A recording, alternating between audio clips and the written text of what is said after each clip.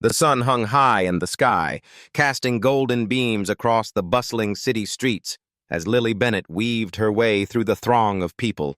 Her heart felt as light as a feather, and a wide, uncontainable smile stretched across her face. Today wasn't just any day. It was a mission, a quest to find the perfect birthday gift for her mom. The thought alone sent a thrill racing through her brown eyes gleaming with anticipation as they landed on the elegant jewelry store just ahead. The shop's window sparkled like a treasure trove, diamonds and sapphires winking at her under the sunlight. She paused, her breath catching in her chest, before pushing open the heavy glass door. A cheerful jingle from the bell above greeted her as she stepped inside. The cool, quiet air a soothing contrast to the chaotic hum of the street she'd left behind. Lily's gaze darted around the store, drinking in the dazzling array of jewels that lined the shelves and cases. Necklaces glittered like captured stars, rings shone with quiet elegance, and the soft glow of the overhead lights made everything feel magical. "Can I help you, miss?" A warm voice broke through her reverie. She turned to see a woman behind the counter, her face lit with a kind smile that crinkled the corners of her eyes. "Oh, yes, please," Lily replied, her voice bubbling with excitement. "I'm looking for a birthday gift for my mom." The woman's smile widened, her expression softening as if Lily's words had touched her heart. "That's so sweet of you," she said. "Do you have anything specific in mind?"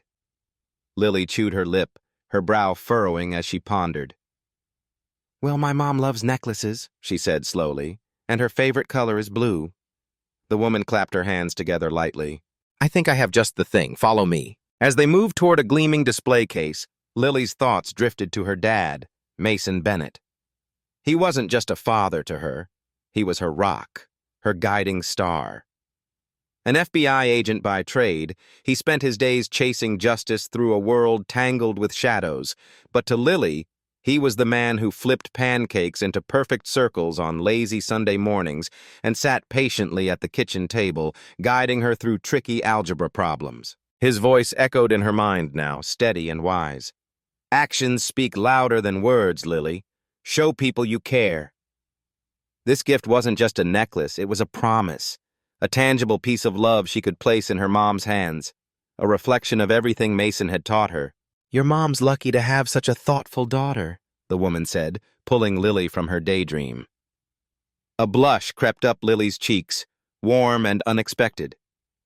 "Thanks," she murmured, her voice soft. "My dad always says it's important to show people how much they mean to us." The woman nodded, her eyes twinkling with understanding. "Your dad sounds like a smart man."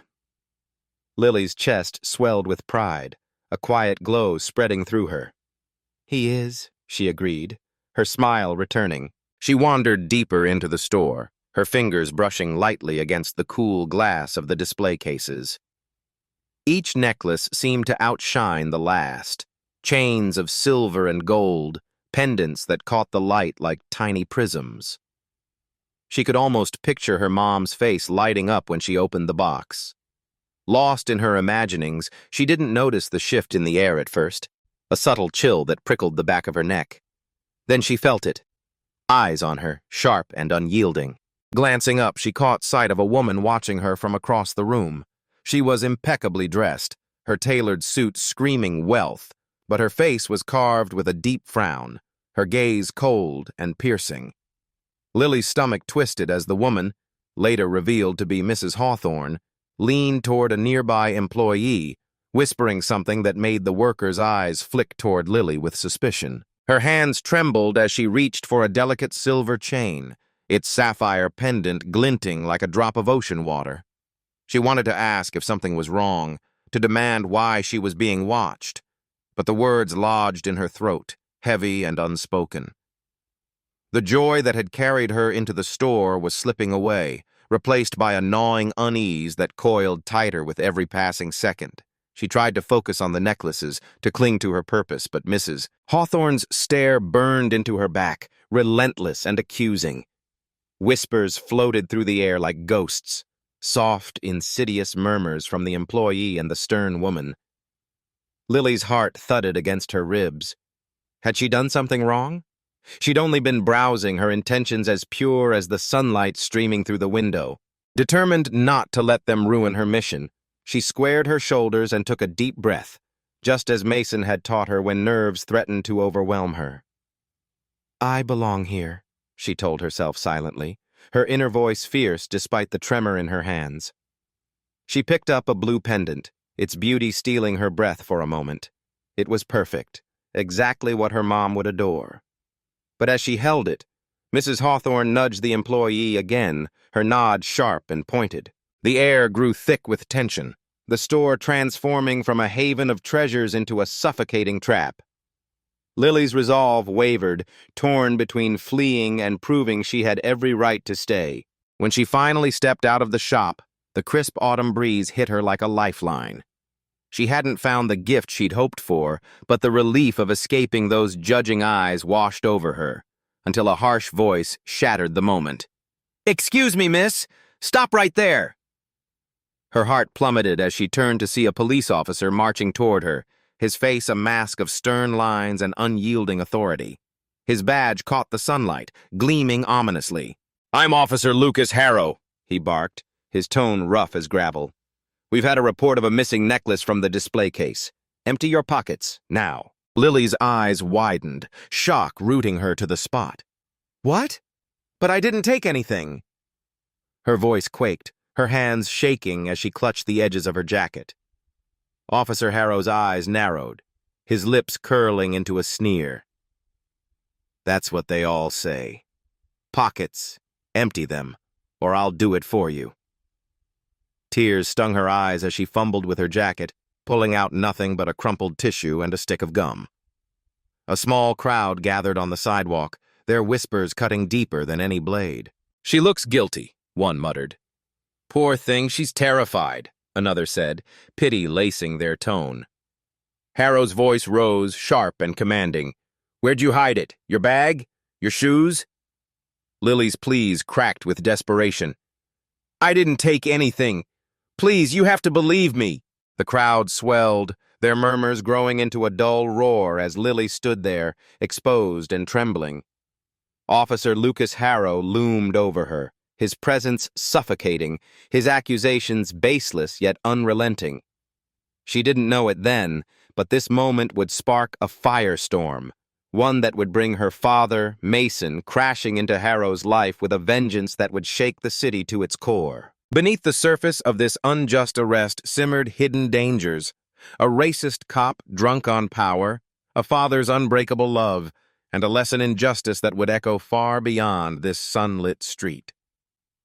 For Lucas Harrow, the consequences of abusing his authority were about to unfold in ways he could never have foreseen, a brutal reminder that power unchecked invites its own reckoning. Meanwhile, Mrs. Hawthorne lingered near the store's entrance, her arms crossed and her lips pressed into a thin line. She wasn't just a bystander. She was a woman who thrived on control, who saw Lily not as a girl shopping for her mom, but as a threat to the pristine order of her world. The employee beside her, a young man with nervous hands and darting eyes, shifted uncomfortably. He hadn't wanted to call the police, hadn't wanted to escalate things, but Mrs. Hawthorne's insistence had left him no choice. His regret flickered in his expression, a silent apology Lily would never see. Together they'd set this chain of events in motion, unaware of the storm it would unleash, a storm where justice would clash with corruption and a father's wrath would teach them all the steep price of crossing the wrong family. A dull roar thundered in Lily Bennett's ears, a relentless wave of sound that drowned out the world around her. She stood frozen, her petite frame trembling as if caught in a storm she couldn't escape. The accusing eyes of strangers bore into her, their judgmental stares like sharp needles piercing through her fragile defenses. Her hands shook uncontrollably, clutching her small leather bag tightly against her chest, as if it were her last tether to safety. Hot tears spilled down her cheeks, leaving glistening trails on her pale skin, and her breath hitched in her throat. "I want to call my dad," she whispered, her voice so faint it barely broke through the suffocating tension surrounding her. Officer Lucas, a broad-shouldered man with a stern jaw and cold, unyielding eyes, let out a harsh scoff that cut through her plea like a blade. You can call your dad from the station, kid. Now hand over that bag. His tone was gruff, dripping with authority, and it sent a fresh wave of panic surging through Lily's veins. The world tilted beneath her feet, a dizzying blur of colors and faces spinning around her. She couldn't fathom how her day had unraveled so quickly. Just minutes ago, she'd been wandering the aisles of the jewelry store, her heart light with excitement as she searched for the perfect gift for her mom, a delicate necklace or a pair of earrings to make her smile. Now, she stood accused of theft, her innocence stripped away in front of a swelling crowd of onlookers who whispered and pointed like vultures circling a wounded animal. As Officer Lucas reached forward, his meaty hand outstretched toward her bag, Lily instinctively stumbled back. Her wide, tear-filled eyes darted frantically around the sea of faces, desperately seeking a glimmer of kindness, a single soul who might believe her. But all she found were curious gawks and furrowed brows, their expressions a mix of intrigue and disdain. Her chest tightened, her breaths coming in shallow gasps as the weight of their judgment pressed down on her. She felt small, exposed, like a lamb cornered by wolves. Suddenly, a deep, commanding voice sliced through the murmurs, sharp and resonant, halting the growing chaos. "What's going on here?" The crowd parted like the Red Sea, heads turning as a tall, imposing figure emerged from the throng.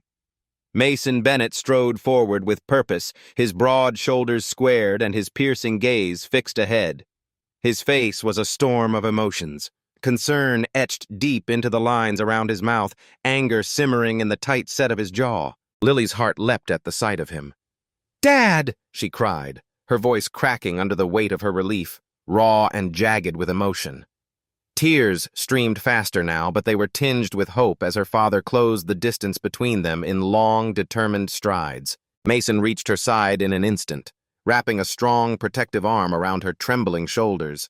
She pressed herself against him, drawing strength from the familiar warmth of his presence. He turned to Officer Lucas, his eyes blazing with a fierce intensity that could make even the boldest man falter. "I'm Mason Bennett, FBI," he said, his voice steady and authoritative, a calm surface over a churning sea of fury. He flashed his badge with a flick of his wrist, the metal glinting in the afternoon light. "What's the meaning of this?" Lucas shifted his weight, his bravado faltering ever so slightly under Mason's unwavering stare, though he quickly squared his shoulders to mask it. "This young woman is suspected of shoplifting a valuable necklace from the jewelry store," he declared, his voice firm but edged with a hint of defensiveness. Mason's brows furrowed, his mind already racing as he assessed the situation. "And what evidence do you have to support this accusation?" he demanded, his tone cutting like a whip. Lucas hesitated, his lips parting for a moment before he responded. "We received a report." "A report is not evidence," Mason interrupted, his voice rising with a sharp edge that silenced the murmurs of the crowd.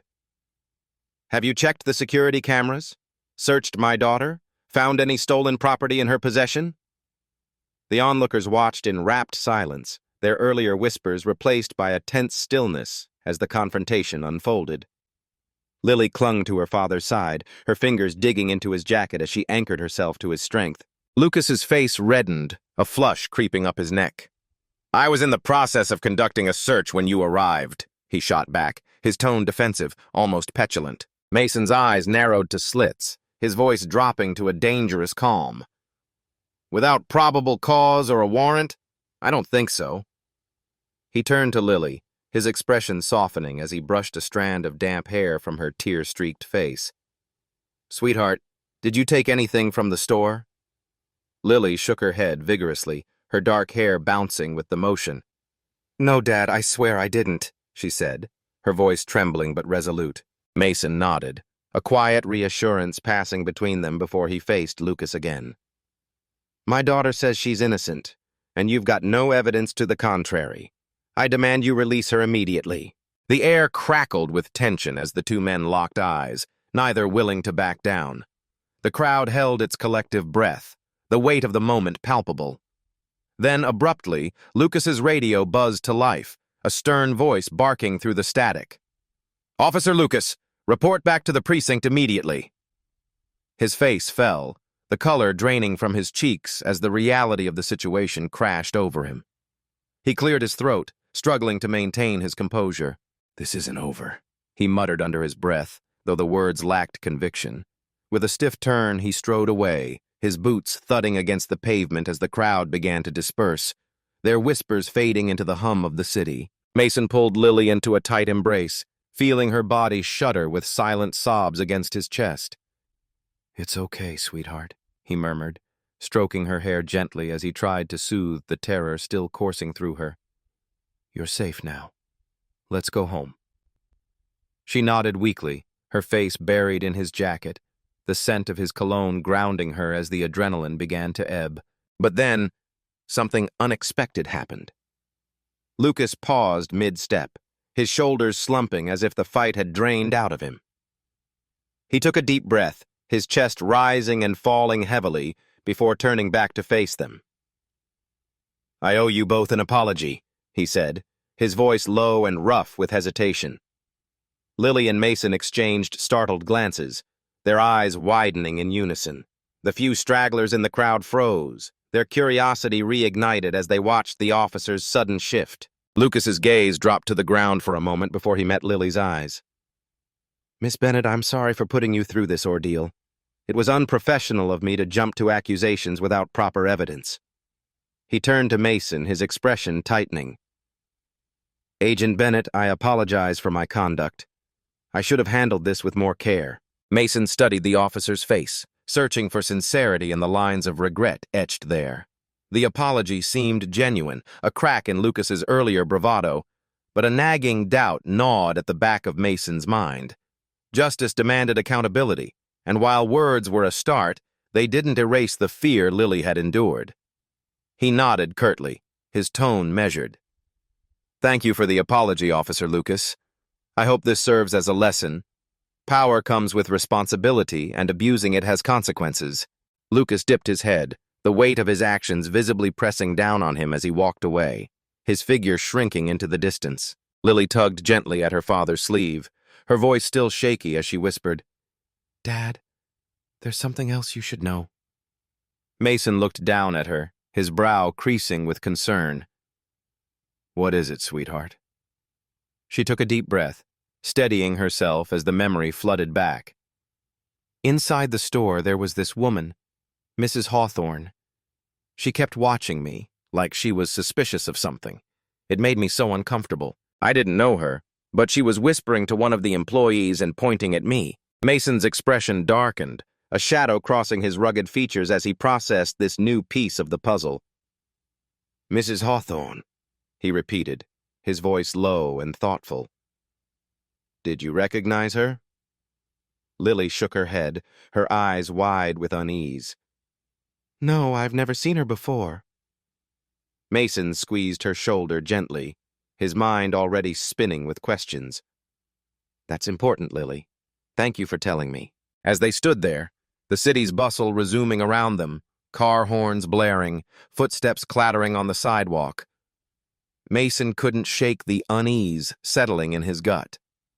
Lucas's aggression, his abrupt apology, and now this mysterious Mrs. Hawthorne, it didn't add up.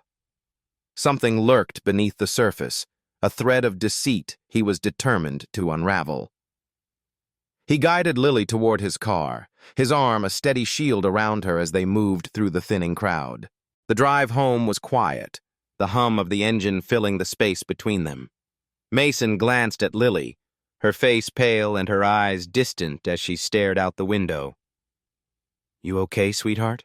he asked, his voice soft but laced with worry. She nodded faintly, her fingers twisting the edge of her sleeve. "I just can't believe that happened. It was so scary, Dad." His grip tightened on the steering wheel, knuckles whitening as a surge of protectiveness coursed through him. "I know, honey. I'm sorry you had to go through that, but we'll figure this out, I promise." When they pulled into the driveway, the familiar sight of their cozy suburban home brought a flicker of relief to Lily's face. Mason made sure she was settled on the couch, a warm blanket draped over her shoulders, and a mug of tea cradled in her hands. "Why don't you rest for a bit? I need to make a few calls." he said, kissing her forehead gently. She nodded, curling into the cushions as exhaustion overtook her. In his home office, Mason sat at his desk, his jaw tight with resolve. This wasn't just about clearing Lily's name anymore. His instincts screamed that something deeper was at play. The image of Mrs. Hawthorne whispering to the employee lingered in his mind, a detail that gnawed at him. He picked up his phone and dialed the jewelry store, his fingers tapping impatiently against the wood as it rang. When the receptionist answered, he wasted no time. "This is FBI agent Mason Bennett. Put me through to your manager." A nervous voice came on the line moments later. Hello, Agent Bennett. I heard about the incident today. Terrible misunderstanding. How can I assist you?" Mason leaned forward, his tone calm but unyielding. "I'd like to come in and review your security footage from this afternoon. I believe there's more to this situation than what we saw on the surface." There was a pause, a faint rustle on the other end as the manager hesitated. "Of course, Agent Bennett. We'll have it ready for you." Hanging up, Mason leaned back in his chair, his mind racing. Justice wasn't just about righting a wrong, it was about uncovering the truth, no matter how buried it was. And for Lily's sake, he wouldn't stop until every shadow was brought to light. Mason's voice carried a steely resolve as he spoke into the phone. "I'll be there in an hour," before ending the call with a decisive click. He stood still for a moment, his broad shoulders squared, his jaw set tight with purpose. Turning toward the small room down the hall, he peeked in on Lily one last time. She was curled up on her bed, her soft breathing a quiet rhythm against the hum of the house. Her face, usually so full of light, now bore the faint shadow of worry, a shadow Mason was determined to erase. With a final glance, he snatched his keys from the counter, the metal jingling faintly in his grip. His eyes burned with a fierce determination as he stepped out into the crisp afternoon air, the door clicking shut behind him. Whatever was happening, whatever secrets lay buried, he would dig them up with his bare hands if he had to. Justice wasn't just a word to him. It was a promise, and he'd see it through. The drive to the jewelry store felt endless, though it was only a few miles. Mason's hands gripped the steering wheel, his knuckles whitening as his mind churned with questions. When he arrived, his boots hit the pavement with a purposeful thud, and he strode toward the glass doors with the intensity of a man on a mission. The bell above the entrance chimed faintly as he pushed through, his sharp gaze sweeping the room. Polished counters gleamed under soft lights, rows of glittering rings and necklaces catching the sun, but the air felt heavy, tainted with something unspoken. A man emerged from behind the counter, his balding head catching the light, his 50s etched into the lines of his face. Mr. Spencer, the manager, offered a smile that trembled at the edges, his hands twisting together as if trying to wring out his own unease. "Agent Bennett, thank you for coming," Mr. Spencer said, his voice thin and shaky. "I'm Mr. Spencer. How can I assist you today?" His eyes darted nervously, avoiding Mason's piercing stare. Mason didn't waste time on pleasantries. "I'd like to see the security footage from the day my daughter was here," he said, his tone clipped but steady, his eyes already scanning the store. Every corner, every shadow, every detail filed away in his mind. Mr. Spencer's smile faltered, crumbling like dry clay. "Yes, well, about that." He hesitated, his fingers fidgeting with the cuff of his sleeve. "We've been having some technical difficulties with our security system." Mason's brow arched, a spark of suspicion flaring in his chest. "Is that right?" he asked, his voice low, probing. "What kind of difficulties?" "Well, you see," Mr. Spencer stammered, his words tumbling over each other. "There's a gap in the footage, a missing chunk, right around the time your daughter was in the store." He swallowed hard, his Adam's apple bobbing as he forced a weak chuckle. "Unfortunate timing, I know." Mason's stomach twisted, a tight knot of doubt forming as he studied the man's twitching face. "Quite a coincidence," he said, his words edged with steel. "Don't you think?" Mr. Spencer nodded too quickly, his nervous energy spilling over. Yes, terribly unfortunate. We've called tech support, but they haven't been able to recover it yet." Crossing his arms, Mason fixed the manager with a look that could cut glass. I'd still like to see what you do have. Maybe we can piece together what happened. Mr. Spencer's eyes flicked around the store, searching for an escape. I'm not sure that'd be helpful, he said, his voice rising slightly. Without the key footage, it might just muddy the waters. Mason leaned in, just enough to make the air between them feel charged. His voice dropped, firm and unyielding. Mr. Spencer, I'm here on an official investigation. I'd appreciate your full cooperation. The manager's throat worked as he swallowed again, beads of sweat glistening on his forehead. Of course, Agent Bennett, he said, his tone faltering. It's just our policy. Customer privacy, you understand. Mason's patience frayed like a worn thread. I get privacy, he said, his words measured but sharp. But this is about clearing my daughter's name. Surely you can see how critical that is. Mr. Spencer nodded, reluctance dragging at his every move. I'll see what I can do, he mumbled. But I can't promise anything. As the manager fumbled through excuses, Mason's mind raced. Something was off. Way off. The nervous tics, the vague answers, the convenient technical issues, it all stank of a cover-up.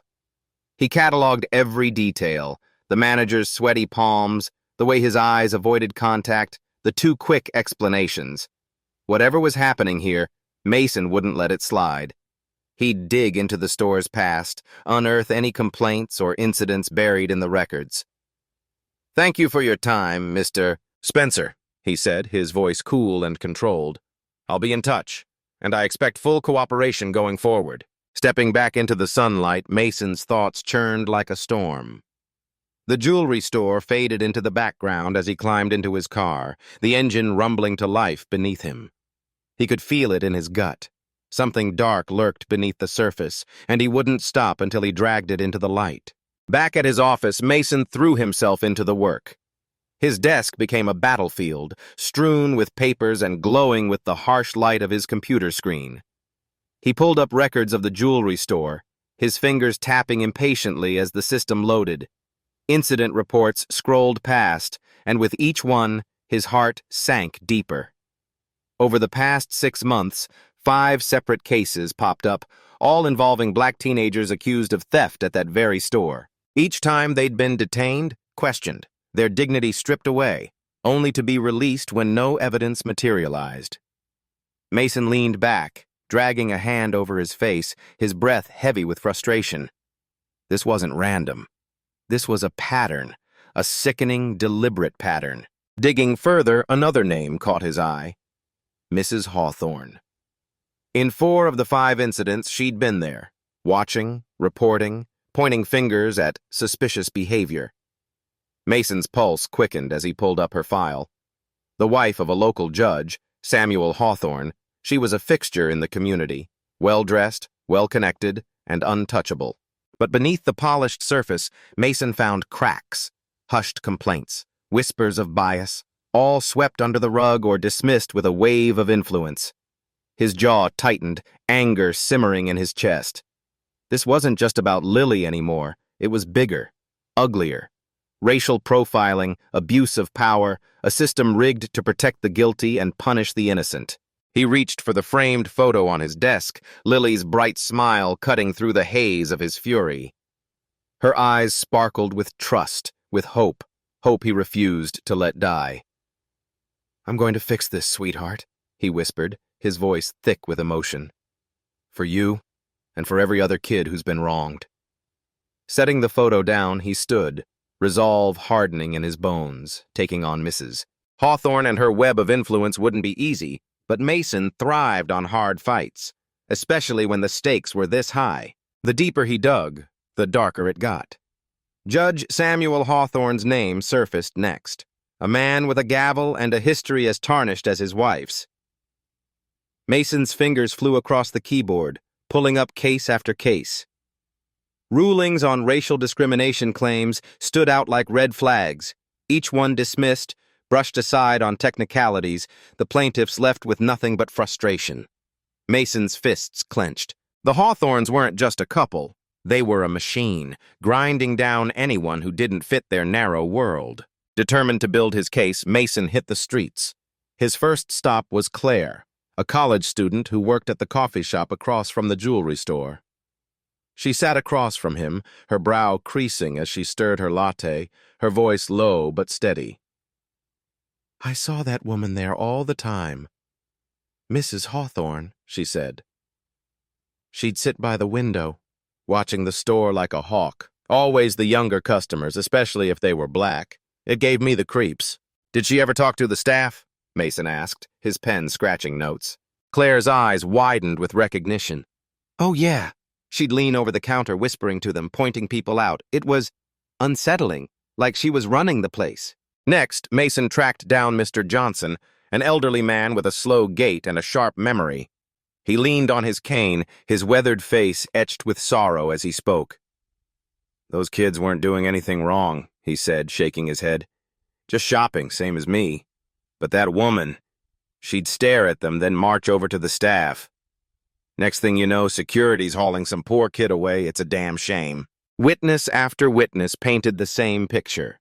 Mrs. Hawthorne, ever present, ever accusing, her influence casting a long, ugly shadow. Back at his desk, Mason spread out his notes, connecting the dots.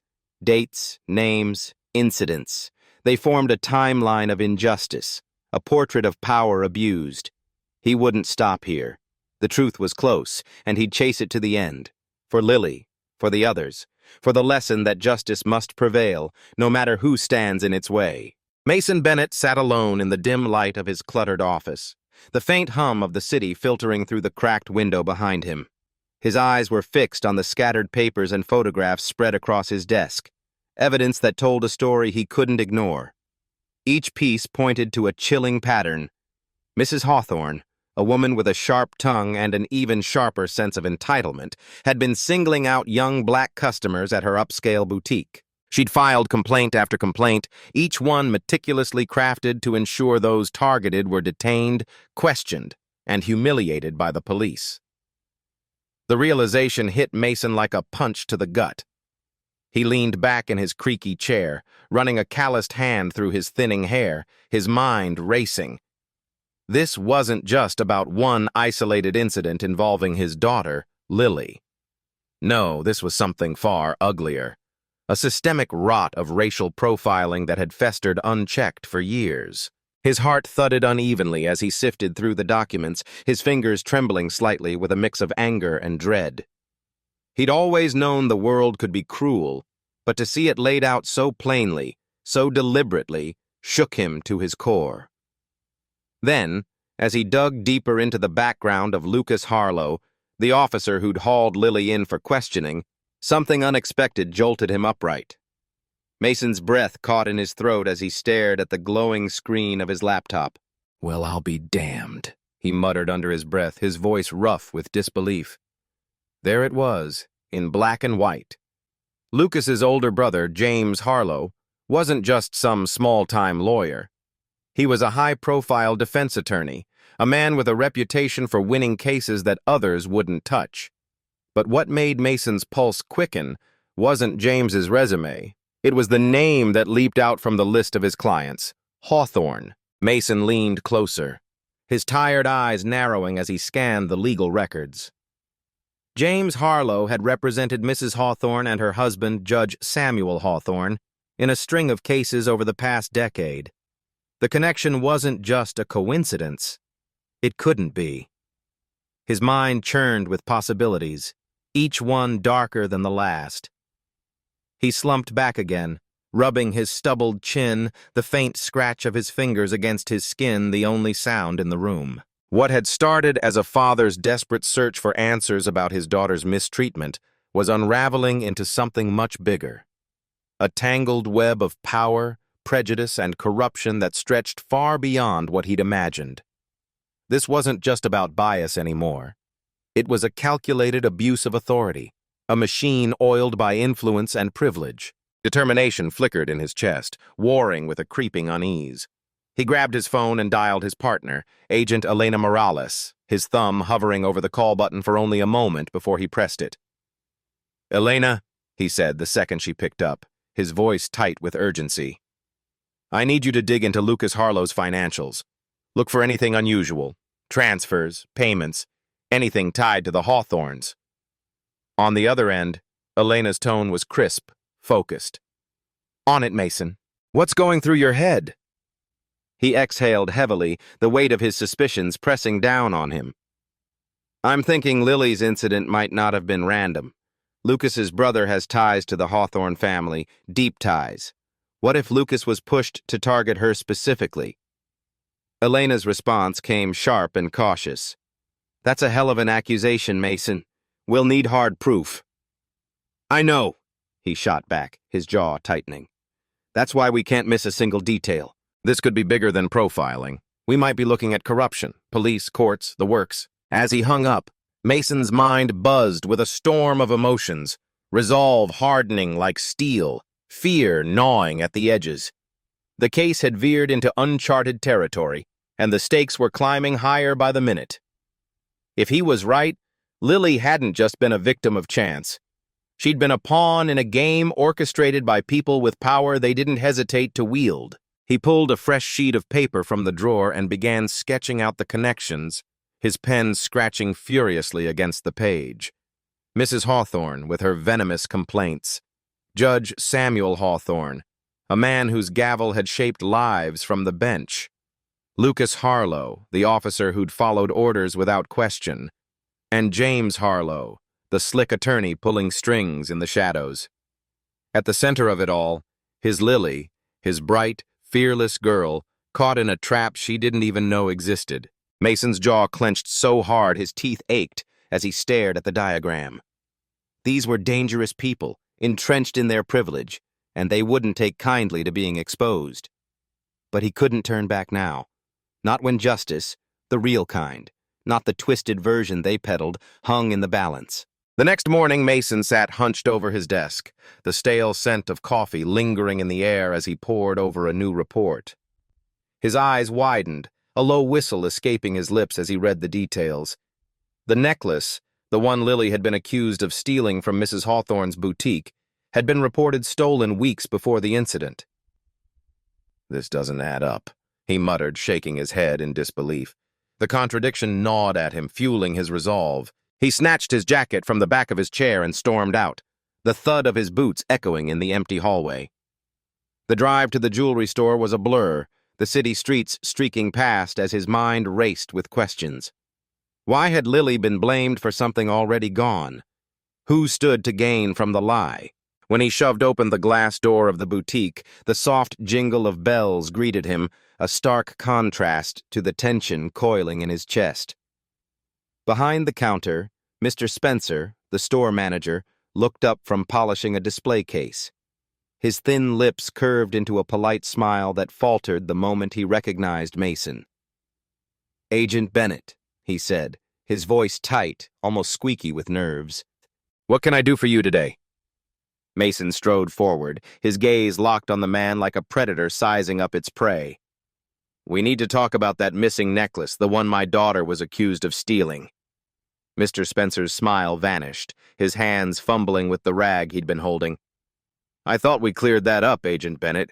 It was a misunderstanding." Mason slapped a copy of the report onto the counter, the sound sharp in the quiet store. "According to this, that necklace was reported stolen 3 weeks before my daughter's incident. Care to explain that?" The color drained from Mr. Spencer's face, leaving him pale and trembling. He adjusted his glasses, avoiding Mason's piercing stare. "There must be some mistake," he stammered, his voice barely above a whisper. "I don't think so," Mason pressed, leaning in closer. "This report's crystal clear. So why was my daughter dragged into this over something already missing?" Mr. Spencer took a shaky breath, his shoulders hunching as if trying to shrink away. "It was an error, Agent Bennett. We thought the necklace had been returned. We just forgot to update the records." Mason's eyebrow arched, skepticism etched into every line of his face. "Forgot? That's a pretty big oversight, Mr. Spencer, especially when it ends with an innocent kid being accused of theft." The manager's excuse rang hollow, a flimsy shield against the truth Mason could feel lurking beneath the surface. His gut told him there was more here, something Mr. Spencer wasn't saying. "I want your inventory records," Mason said, his tone brooking no argument. And any security footage from the day that necklace was supposedly returned. Mr. Spencer's eyes darted around the store, panic flickering in them. I'd need to consult our legal team first, he mumbled, his hands twisting the rag into knots. Mason leaned in, his voice dropping to a low, steely growl. Mr. Spencer, I hope you understand how serious this is. If you're hiding something, now's the time to come clean. The manager's silence was deafening, his lips pressed into a thin, trembling line. Mason could almost hear the man's thoughts racing, weighing the cost of truth against the safety of lies.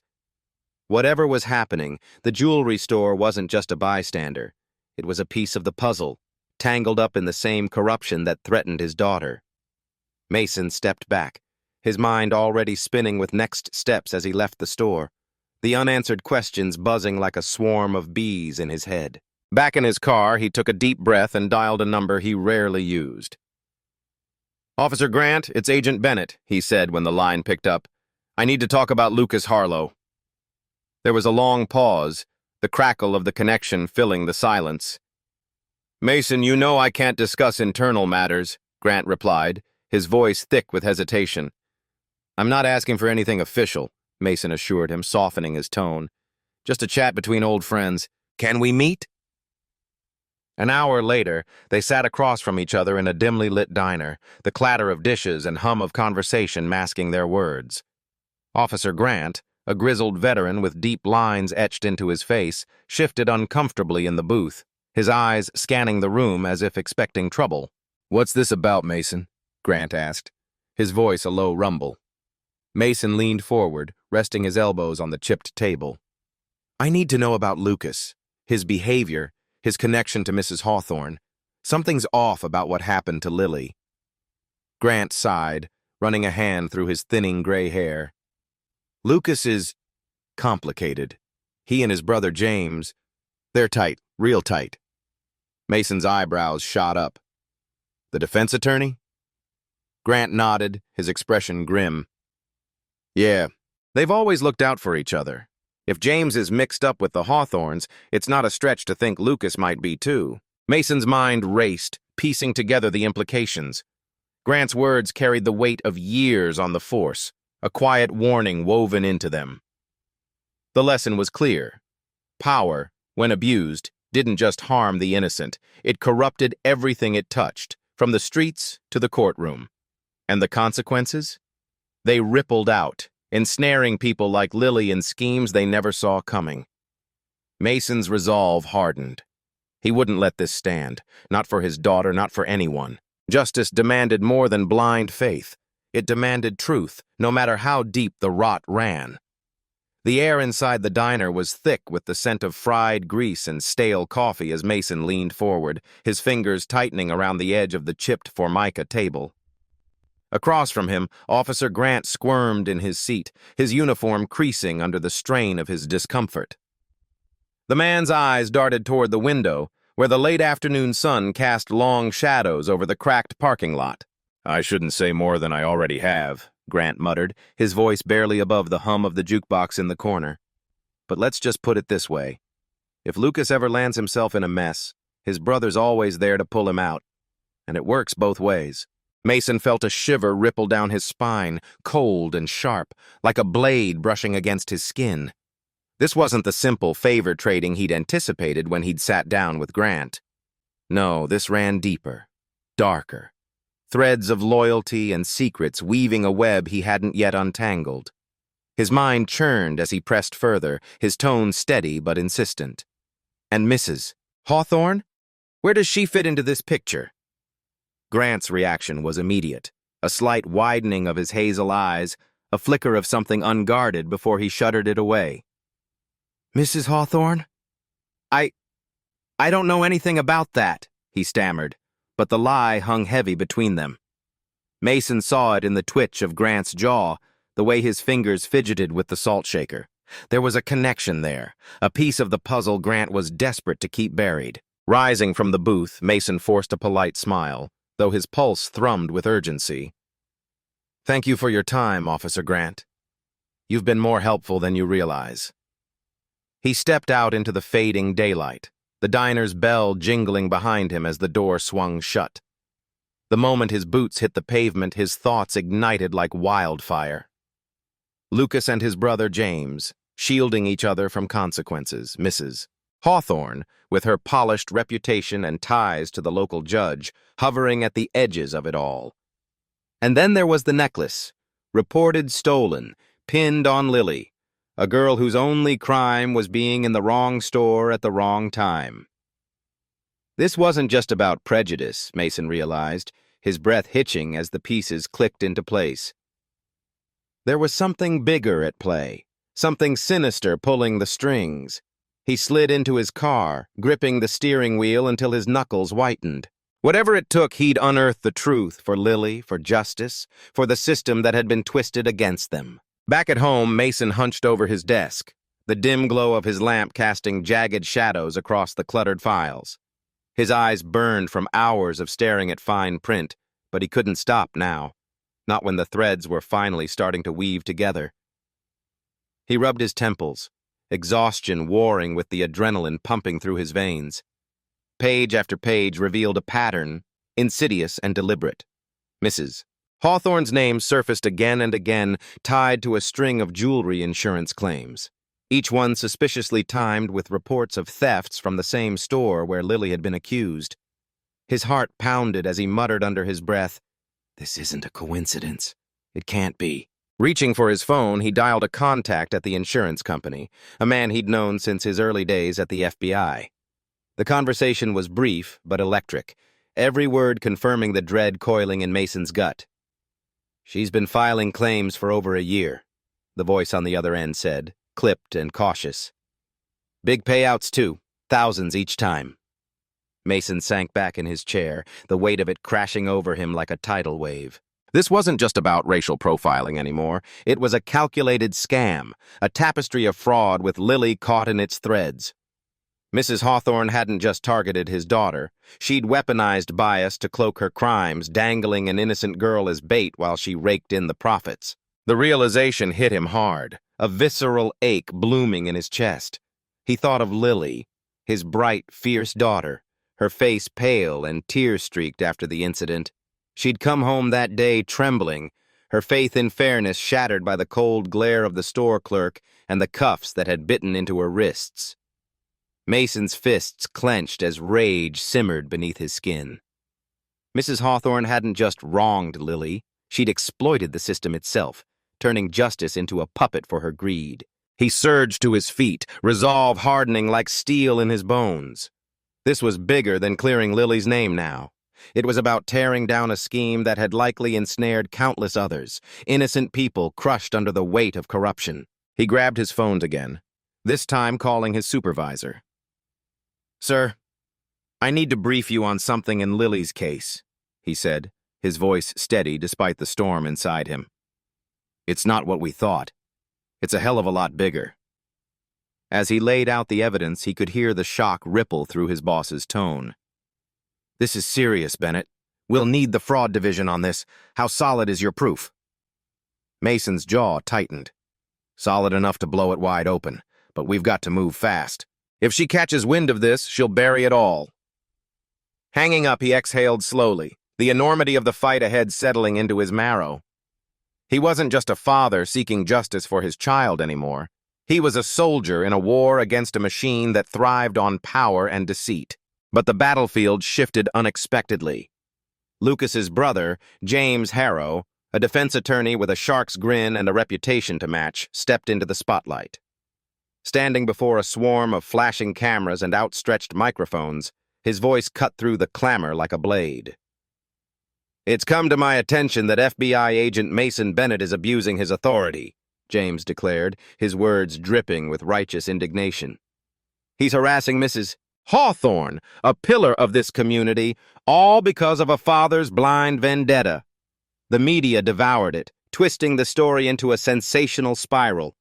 By morning, headlines screamed across every screen and paper. FBI agent accused of power abuse in personal crusade. Mason sat at his kitchen table, the bitter taste of coffee doing little to ease the knot in his stomach.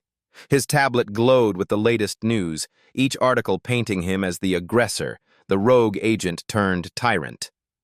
The weight of public judgment pressed down on him, heavy and suffocating. He barely noticed Lily shuffle into the room until her soft voice broke through the haze.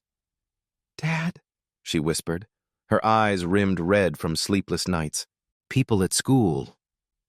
They're saying horrible things about us." His heart splintered at the sight of her, his little girl, caught in a storm she didn't deserve. He stood and pulled her into his arms, holding her tight as her shoulders shook. "I'm so sorry, sweetheart. None of this is fair to you." She pressed her face against his chest, her words muffled but piercing. "Why won't they stop? I just want it to be over." Anger flared in Mason's core, mingling with a fierce determination. He was close, so close to exposing the truth, but the media circus was a beast of its own, clawing at their lives. Later that day, his supervisor called, his tone grim. "Bennett, this media mess, it's bad. We're taking heat." Mason sighed, running a hand through his hair. "I know, sir, but I'm on the verge of breaking this case. We can't pull back now." The reply was measured but firm. "I get it, but watch your step. Your name's on the line." That night, as Mason pored over files in his cramped office, a soft knock pulled him from his focus. Lily stood in the doorway, her expression a tangle of worry and resolve. "Dad, are you okay?" she asked, her voice fragile but steady. He managed a tired smile. "I'm fine, sweetie. Just working to fix this. For us." She stepped closer, her gaze sharpening. "I want to help. It's not just about me anymore, is it? It's about everyone she's hurt." Pride swelled in his chest, bittersweet and strong. His daughter, barely 16, was finding her courage amid the chaos. He nodded, a silent pact forming between them. They were in this together now, a united front against the tide. The next morning, as Mason sifted through a mountain of documents, his phone buzzed with an unknown number. He hesitated, then answered. "Agent Bennett?" The voice was hushed, trembling with nerves. "I've got information about the jewelry store." His pulse quickened, adrenaline surging. "Who is this?" he demanded, keeping his tone low. "I can't give my name," the caller whispered. "I work there. I saw something that day, something big." Mason snatched a pen and paper, his hand trembling with anticipation. The truth was within reach, and he'd chase it to the ends of the earth, for Lily, for justice, and for the lesson etched deep in his soul. Power, when abused, leaves a trail of wreckage, but righteousness, no matter how battered, can still prevail. The employee's voice spilled out in a frantic rush, words tumbling over one another as though they'd been bottled up too long. "Mrs. Hawthorne was there that day," he said, his tone laced with urgency.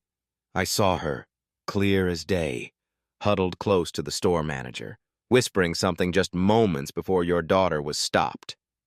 His breath hitched as he paused, the weight of his confession sinking in. "It didn't sit right with me. There was something sneaky about it, something off." Mason's pen scratched furiously across the page, capturing every syllable, every tremor in the man's voice. His heart thudded with a mix of dread and anticipation. "Go on," he urged, leaning forward as if he could pull the truth out faster. "There's more," the employee continued, his words now tumbling like stones down a hill. "I saw her, Mrs. Hawthorne, fiddling with a piece of jewelry. It was that necklace, the one that vanished. She kept glancing around, all twitchy and nervous, like she was afraid someone might catch her. Then, quick as a flash, she was gone, out the door before anyone could blink." Mason's mind churned, a storm of thoughts swirling as he pieced together the implications. His grip tightened on the pen, knuckles whitening. "Are you saying she might have taken it herself?" he asked, his voice low, testing the waters of this explosive possibility. The employee faltered, uncertainty creeping into his tone. I can't swear to it," he admitted. "But the timing. It was right before they pinned it on your daughter. It felt wrong, Mason. All of it. As the call ended, Mason slumped back in his chair, the air thick with the weight of what he'd just heard. His chest heaved, pulse racing like a drum beat in his ears. This was it. The crack in the wall he'd been waiting for. The anonymous tip painted a vivid picture. Mrs. Hawthorne, with her sly whispers and nervous hands, might have orchestrated the theft to trap Lily in a web of lies. It was a lead, a fragile thread, but Mason knew it wasn't enough. Not yet. He needed hard proof, something unshakable to build a case that could withstand the storm ahead. With a steadying breath, he snatched up his phone again, fingers trembling as he dialed Jack, a grizzled FBI colleague he'd trusted through thick and thin. "Jack, I need a favor," Mason said, his voice firm despite the chaos in his mind. "Can you pull the security footage from the streets around that jewelry store, quietly? I need to track Mrs. Hawthorne's every move that day." Jack's gruff voice crackled through the line, promising to get it done, and as Mason hung up, a faint spark of hope flickered in his chest. He was inching closer to the truth, to peeling back the layers of deceit that had ensnared his daughter. But the path forward loomed dark and treacherous. Mrs. Hawthorne wasn't just anyone. Her husband's influence stretched deep into the city's power corridors. One wrong step, and Mason could tip them off, giving them time to bury the evidence, or worse. Standing up, he squared his shoulders, resolve hardening in his eyes. He had a lead now, a lifeline to tug at, and he'd follow it wherever it led. Silently, he swore to himself, no matter the cost, he'd see this through. Later that night, Mason sat hunched over his kitchen table, the room bathed in the dim glow of his laptop screen. Papers and scribbled notes sprawled around him like a battlefield, each one a soldier in his fight for Lily. Exhaustion tugged at his bones, but sleep was a distant dream. His eyes burned as he sifted through the latest twists in his daughter's case, piecing together a puzzle that seemed to grow more sinister by the hour. Then his phone buzzed, slicing through the silence. A message from a courthouse contact, an old friend with a sharp eye and a knack for sniffing out trouble. Mason's stomach dropped as he read the words. Lucas's brother, a slick defense attorney with a silver tongue and a Rolodex full of powerful names, had conjured up fake records of Lily's school history. The documents were a masterpiece of forgery, painting her as a delinquent, a girl with a trail of trouble stretching back years, marked by defiance and shady behavior. Mason's hands shook as he set the phone down, the betrayal cutting deeper than he'd expected. These people, Mrs. Hawthorne, Lucas, the whole rotten crew, were relentless. They'd stoop to any depth, twist any truth, to smear Lily's name and shore up their flimsy accusations. The forged records weren't just a legal maneuver. They were a dagger aimed at her character, meant to poison the public's view and erode Mason's case before it could even stand. He squeezed his eyes shut, despair pressing down like a lead blanket. How could he battle this? They had money, connections, and a shameless willingness to bend reality itself. Every step he took, they seemed to be 3 ahead, pulling strings he couldn't even see. Quietly, he rose and padded to Lily's room, the door creaking as he nudged it open. She lay there, curled under her blanket, her face soft and serene in sleep, a stark contrast to the chaos raging beyond her dreams. Mason's heart twisted painfully as he watched her, the ache of helplessness swelling in his chest. She didn't know the full scope of the lies closing in, the fabricated past they'd stitched together to bury her. He wanted to shield her, to promise her safety, but the words felt hollow against the might of their enemies. Back in the kitchen, he sank into his chair, the fight draining out of him for the first time since this nightmare began. The fake records were a brutal blow, one that could sway opinions, taint the investigation, and leave Lily defenseless. Rubbing his temples, he fought the doubts clawing at his resolve. He'd always clung to justice, to the belief that truth would prevail. But now, staring down this Goliath of corruption, he wondered if that faith was enough. The thought of failing her, of watching these power-hungry liars crush his daughter, gnawed at him, a sickening churn in his gut. Mason had been her rock, her shield against the world, but in this moment, He felt like a man drowning, flailing against a tide he couldn't control. The next morning, as he sat at the table, still tangled in the wreckage of his thoughts, his phone jolted to life with an unknown number. He stared at it, hesitation gripping him, then answered, his voice rough with weariness. "Agent Bennett?" A shaky whisper came through, thin and nervous. I work at the jewelry store. I can't keep quiet anymore. I've got something you need to see." Mason's pulse quickened, adrenaline surging as he grabbed a pen. The caller, a young woman named Nora, poured out her story in halting bursts. Guilt had eaten at her since Lily's ordeal began, a gnawing ache she couldn't ignore. "I've got proof," she said, her voice quivering. "Text messages between Mrs. Hawthorne and the manager. They planned it all." Mason scribbled furiously as Nora gave him a meeting spot, her words igniting a fire he thought had dimmed.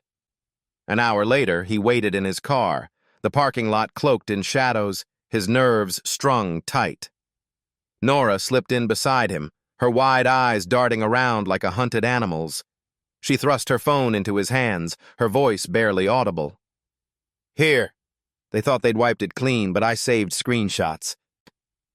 Mason scrolled through the messages, his breath catching as the truth unfurled before him. There it was, undeniable. Mrs. Hawthorne plotting with the manager, scheming to pin the theft on Lily. One message chilled him to the core. "The necklace was reported stolen weeks ago," Mrs. Hawthorne had written. "We just need someone convincing to take the fall." The manager's reply was a punch to the gut. "I've got the perfect target. A young black girl who's in here all the time. We'll make it stick." The words seared into Mason's mind, fury and relief warring within him. This wasn't just a setup. It was a calculated act of prejudice, a deliberate strike to exploit Lily's vulnerability. The evidence was a bombshell, exposing not only the frame-up, but the ugly underbelly of power misused. "This is it," he told Nora, his voice steady with newfound strength. "You've given us what we need to clear her name and hold them accountable. You did the right thing." Nora's face softened, a tear slipping down her cheek as she nodded. "I couldn't let them ruin her," she whispered. "It wasn't fair." As Mason thanked her, promising to keep her safe, a burden lifted from his shoulders. The tide was shifting. With these messages, he could dismantle the lies, prove Lily's innocence, and drag Mrs. Hawthorne and her cronies into the light. The lesson burned clear in his mind. Justice might bend under the weight of power, but it wouldn't break. Not if he fought hard enough.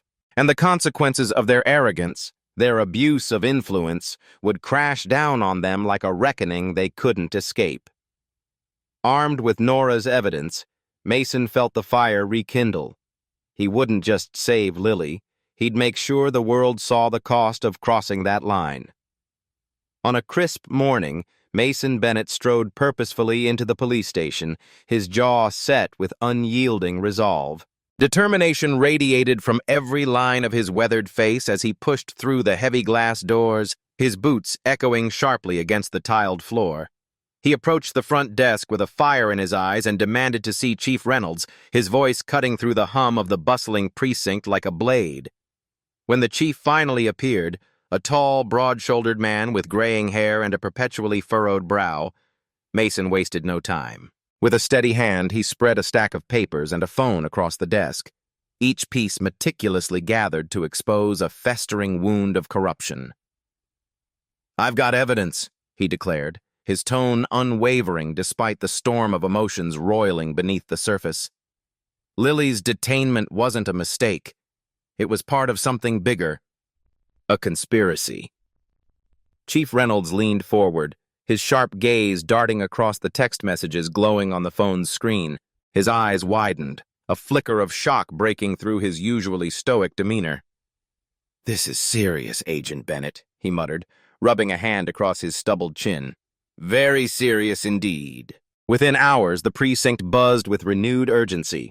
A team of detectives was hastily assembled, their voices overlapping in a chaotic symphony as they dove into the reopened case. They huddled around a long table littered with coffee cups and crumpled notes, poring over the evidence with meticulous care. Security footage flickered on a monitor, grainy images of the jewelry store casting long shadows over the truth. Witness statements were cross-referenced, each detail slotting into place like the jagged pieces of a puzzle abandoned for too long.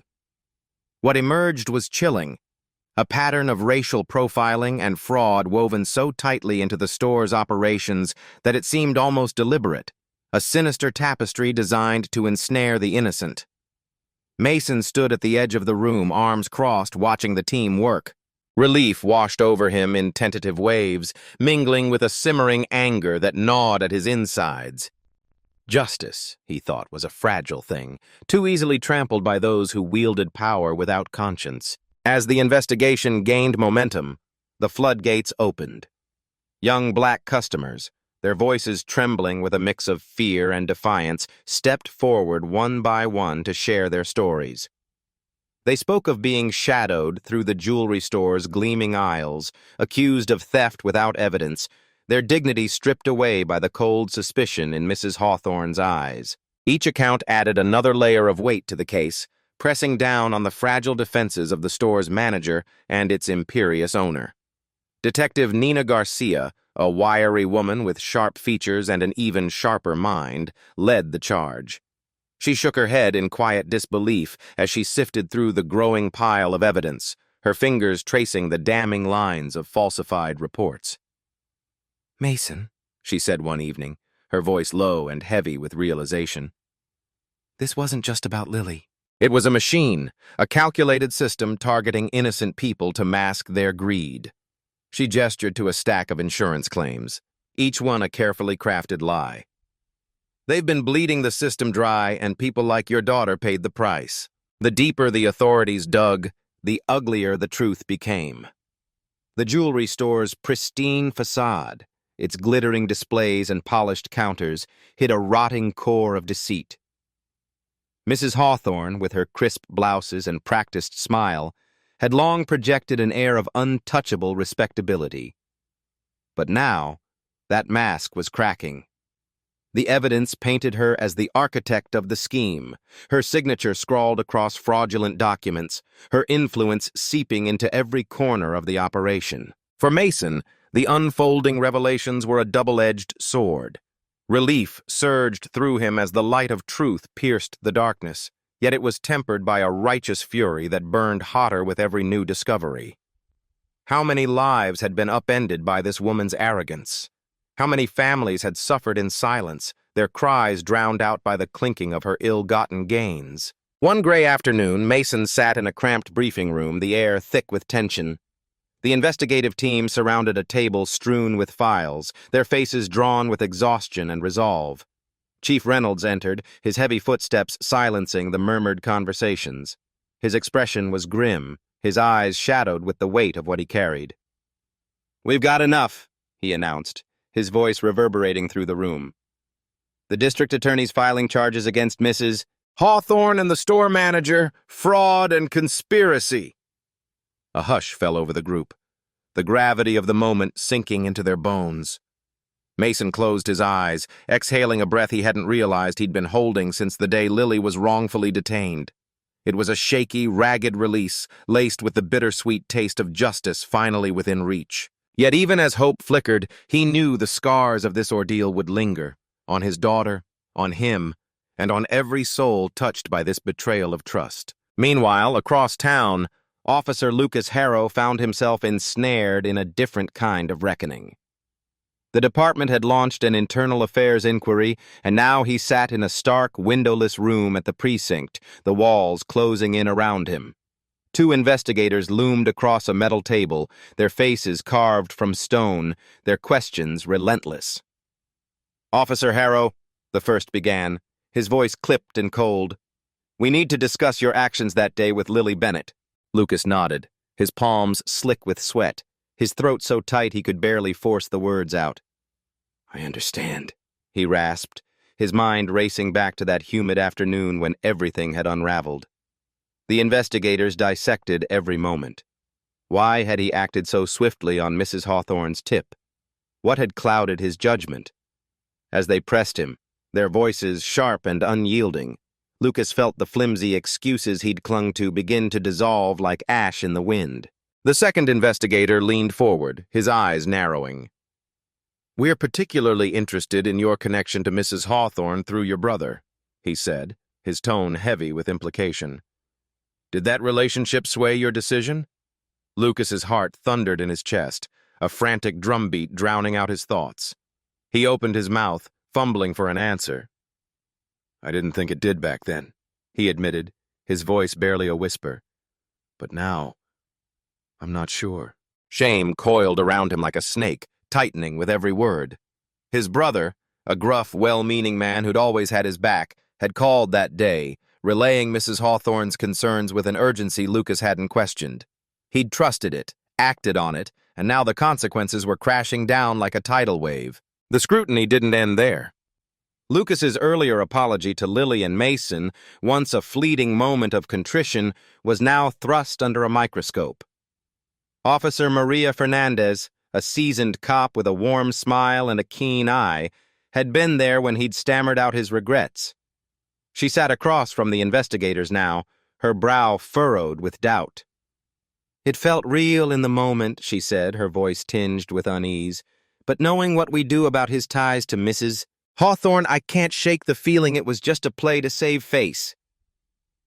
At the precinct, Lucas became a pariah. Whispers trailed him through the halls, conversations dying the moment he stepped into a room. The weight of his choices pressed down on him, a suffocating burden that left him sleepless and hollow. One evening, alone in the locker room, the dam broke. He sank onto a bench, burying his face in his hands as silent sobs racked his frame. Years of sweat and sacrifice for the badge now teetered on the edge of ruin, all because he'd let bias and loyalty blind him to the truth. Days bled into nights, and Lucas stood at a crossroads, his conscience gnawing at him like a relentless beast. Finally, he could bear it no longer. With trembling hands, he dialed Mason Bennett's number, his pulse roaring in his ears as the line rang. When Mason's deep, steady voice answered, Lucas nearly faltered. "Agent Bennett," he began, his words fragile and faint. "This is Officer Harrow. I need to talk to you, in person, if you'll let me." A long silence stretched between them, thick with unspoken tension, before Mason agreed to meet at a quiet coffee shop on the town's edge. The next day, Lucas arrived early, his nerves fraying as he fidgeted with a chipped mug of lukewarm coffee. When Mason walked in, his presence filled the room, a towering figure radiating both strength and guarded pain. Lucas's stomach twisted, guilt and dread knotting together as Mason sat across from him, his expression unreadable. "Thank you for meeting me," Lucas said, his eyes fixed on the table, unable to meet the agent's gaze. "I need to tell you something important." Mason nodded, his silence a quiet command to continue. Lucas took a shuddering breath, the words spilling out like a confession long overdue. "I messed up that day with Lily. I let my judgment get twisted, by my own biases, by pressure I didn't question enough." His voice cracked, raw with emotion. "My brother, he's always looked out for me. When he called about Mrs. Hawthorne's tip, I felt like I owed it to him to act, but I should have dug deeper. I should have seen it for what it was." Tears brimmed in his eyes, threatening to spill over as he pressed on. "I'm not here to make excuses. What I did was wrong, and I own that. I'm sorry.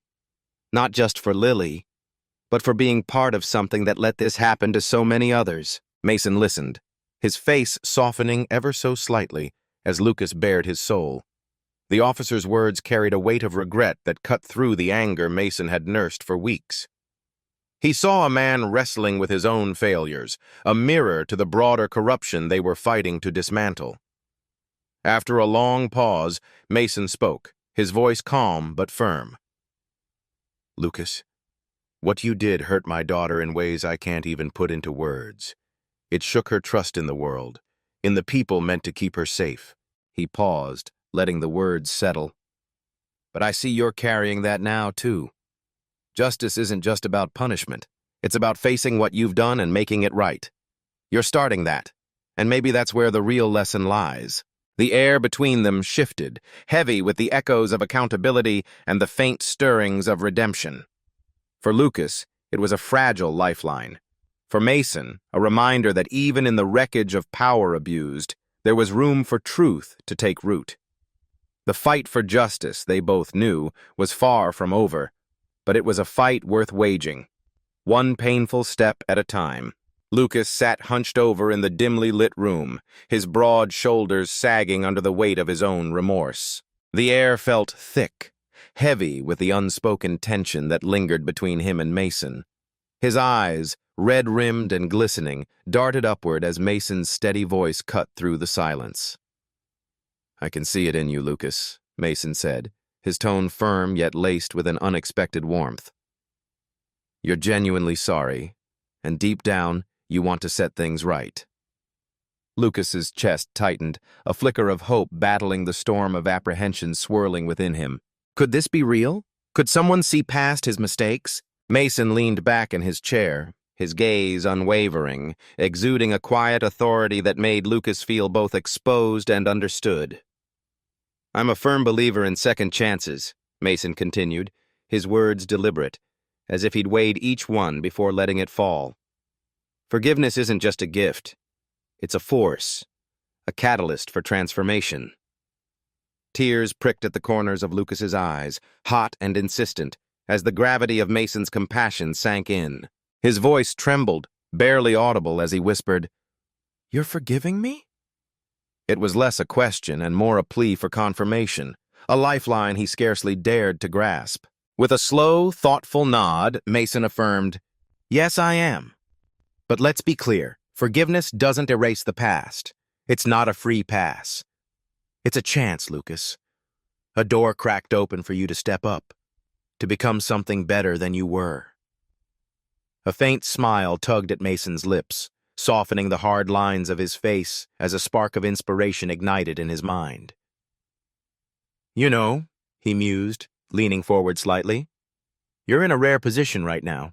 You've lived it, Lucas. The way bias can twist judgment, how it festers into injustice. What if you took that hard-earned lesson and used it to reshape the very system you were part of?" Lucas's breath caught in his throat. His wide eyes searched Mason's face, disbelief warring with a burgeoning sense of possibility. "You really think I could do that?" he asked, his voice fragile but threaded with a glimmer of hope. Mason's response was immediate, his stare piercing. "I do. It won't be a walk in the park.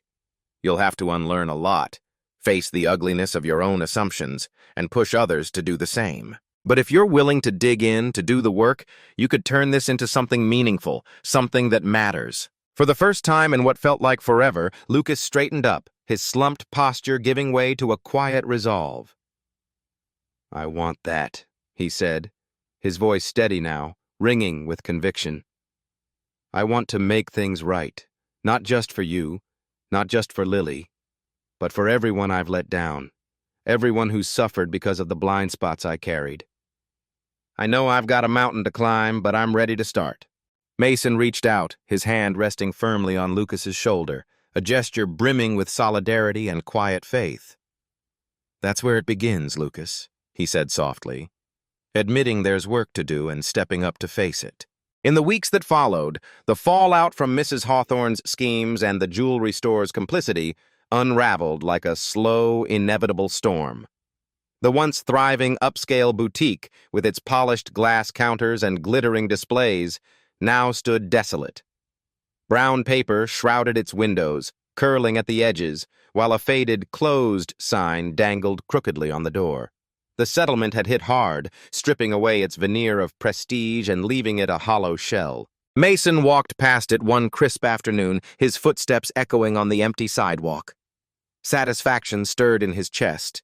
Justice had been served, after all, but it was tempered by a pang of sorrow. He thought of the cashiers and clerks, the everyday workers now jobless because of decisions made above their pay grade. He exhaled heavily, his breath fogging in the cool air, and reminded himself that progress often demanded sacrifice, however bitter it tasted. Meanwhile, Mrs. Hawthorne's world was collapsing under the weight of her own making, The poised, impeccable wife of a judge, once a fixture at galas and a whisperer in powerful circles, now faced a barrage of lawsuits that stripped her bare. Her carefully curated facade had shattered, revealing a tangled web of deceit, fraud, and abuse of influence. The courtroom, a place where she'd once held sway through her husband's gavel, had transformed into her own crucible. She sat there day after day, her designer dresses traded for a pinched expression, her hands twisting nervously in her lap as prosecutors laid bare her crimes. The public fallout was relentless, igniting a firestorm of debate about racial bias and insurance fraud. Companies, scrambling under the spotlight, began overhauling their claims processes, issuing new protocols to curb profiling and ensure fairness. Small steps, perhaps, but steps nonetheless. The ripple effects reached law enforcement too, shaking loose long-buried flaws. Lily's ordeal had peeled back the system's ugliest layers, forcing a reckoning. Mason seized the moment, throwing himself into advocacy with a fervor that surprised even him. His days stretched long, filled with tense meetings in stuffy boardrooms and heartfelt talks in community centers. As a former FBI agent and a father who'd watched his daughter suffer, his voice carried a raw, unassailable weight. "We owe it to our kids," he declared at one packed town hall, his voice rising over the murmurs of the crowd. "What happened to Lily can't happen again. We've got to root out these biases, not just talk about them. We've got to act." His passion struck a chord, and slowly, change began to take root.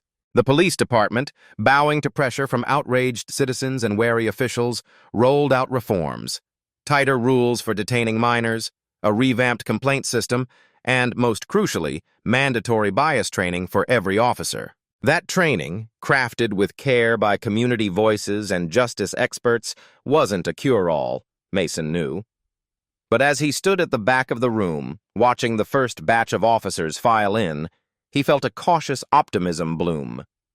Among them was Lucas, his face a mix of nerves and determination, his uniform traded for civilian clothes that hung awkwardly on his frame. Their eyes locked for a moment, and Lucas offered a small, resolute nod, a silent vow to honor the path they'd started on together. Mason's lips curved into a faint smile, his thoughts drifting to Lily. She'd be proud, he mused, of the way her pain had sparked something bigger. The road ahead was long, littered with obstacles, but for once, it felt like they were gaining ground. Days later, Lucas sat alone at his cluttered desk, the hum of the precinct fading into a distant buzz. A resignation letter glowed on his screen, its stark black text staring back at him. His fingers hovered over the keys, trembling with the weight of what he was about to do. With a shaky breath, he pressed print, the machine whirring to life as it spat out the paper that would sever his old life. Walking into the chief's office, letter in hand, he felt a storm of emotions churn within him. Relief washing over him like cool water, fear gnawing at his edges, and a fragile hope flickering faintly. The chief, a grizzled man with tired eyes, took the paper and raised an eyebrow. "You sure about this, son?" he asked, his voice gruff but not unkind. Lucas squared his shoulders. "Yes, sir. It's the right move. I can't fix what I've done from behind this badge." Leaving the precinct that day, his locker emptied and his farewells murmured, Lucas felt an odd lightness, as if shedding the uniform had unburdened his soul. In the days that followed, his feet carried him to a small youth outreach center he'd passed 100 times before. Its bright, mural-covered walls had always caught his eye, but now they seemed to call to him. Hesitant, he pushed open the door, the chime overhead startling him. A woman with a warm, welcoming smile, Sarah, the volunteer coordinator, greeted him. "Hey there, looking to help out?" she asked, her cheer infectious. Lucas nodded, feeling out of place in his plain sweater and jeans. "Yeah, I think so. I want to do something that matters." As he eased into volunteering, Lucas found himself surrounded by teens whose lives were a world apart from his own. There was Daniel, a lanky kid with sharp eyes and a sharper mind, who dreamed of law school despite the odds stacked against his family. Then Tanya, whose quiet demeanor hid a fierce talent for sketching, her pencil strokes a refuge from a chaotic home. At first, Lucas stumbled, old prejudices bubbling up unbidden, but their stories, raw, honest, and unfiltered, chipped away at the walls he'd built. One afternoon, during a discussion about trust and policing, a boy named Jason spoke up, his voice cutting through the room like a blade. "People like you don't get it," he said, his gaze locked on Lucas. "You wear that badge and you think you're the good guy, but to us, you're just another shadow waiting to pounce." Lucas froze, Jason's words slicing deep. But instead of retreating, he leaned in, determined to listen, to learn, to change. Justice, he realized, wasn't just about punishment. It was about accountability, about facing the consequences of power misused. And for Lucas, that lesson was only beginning to unfold.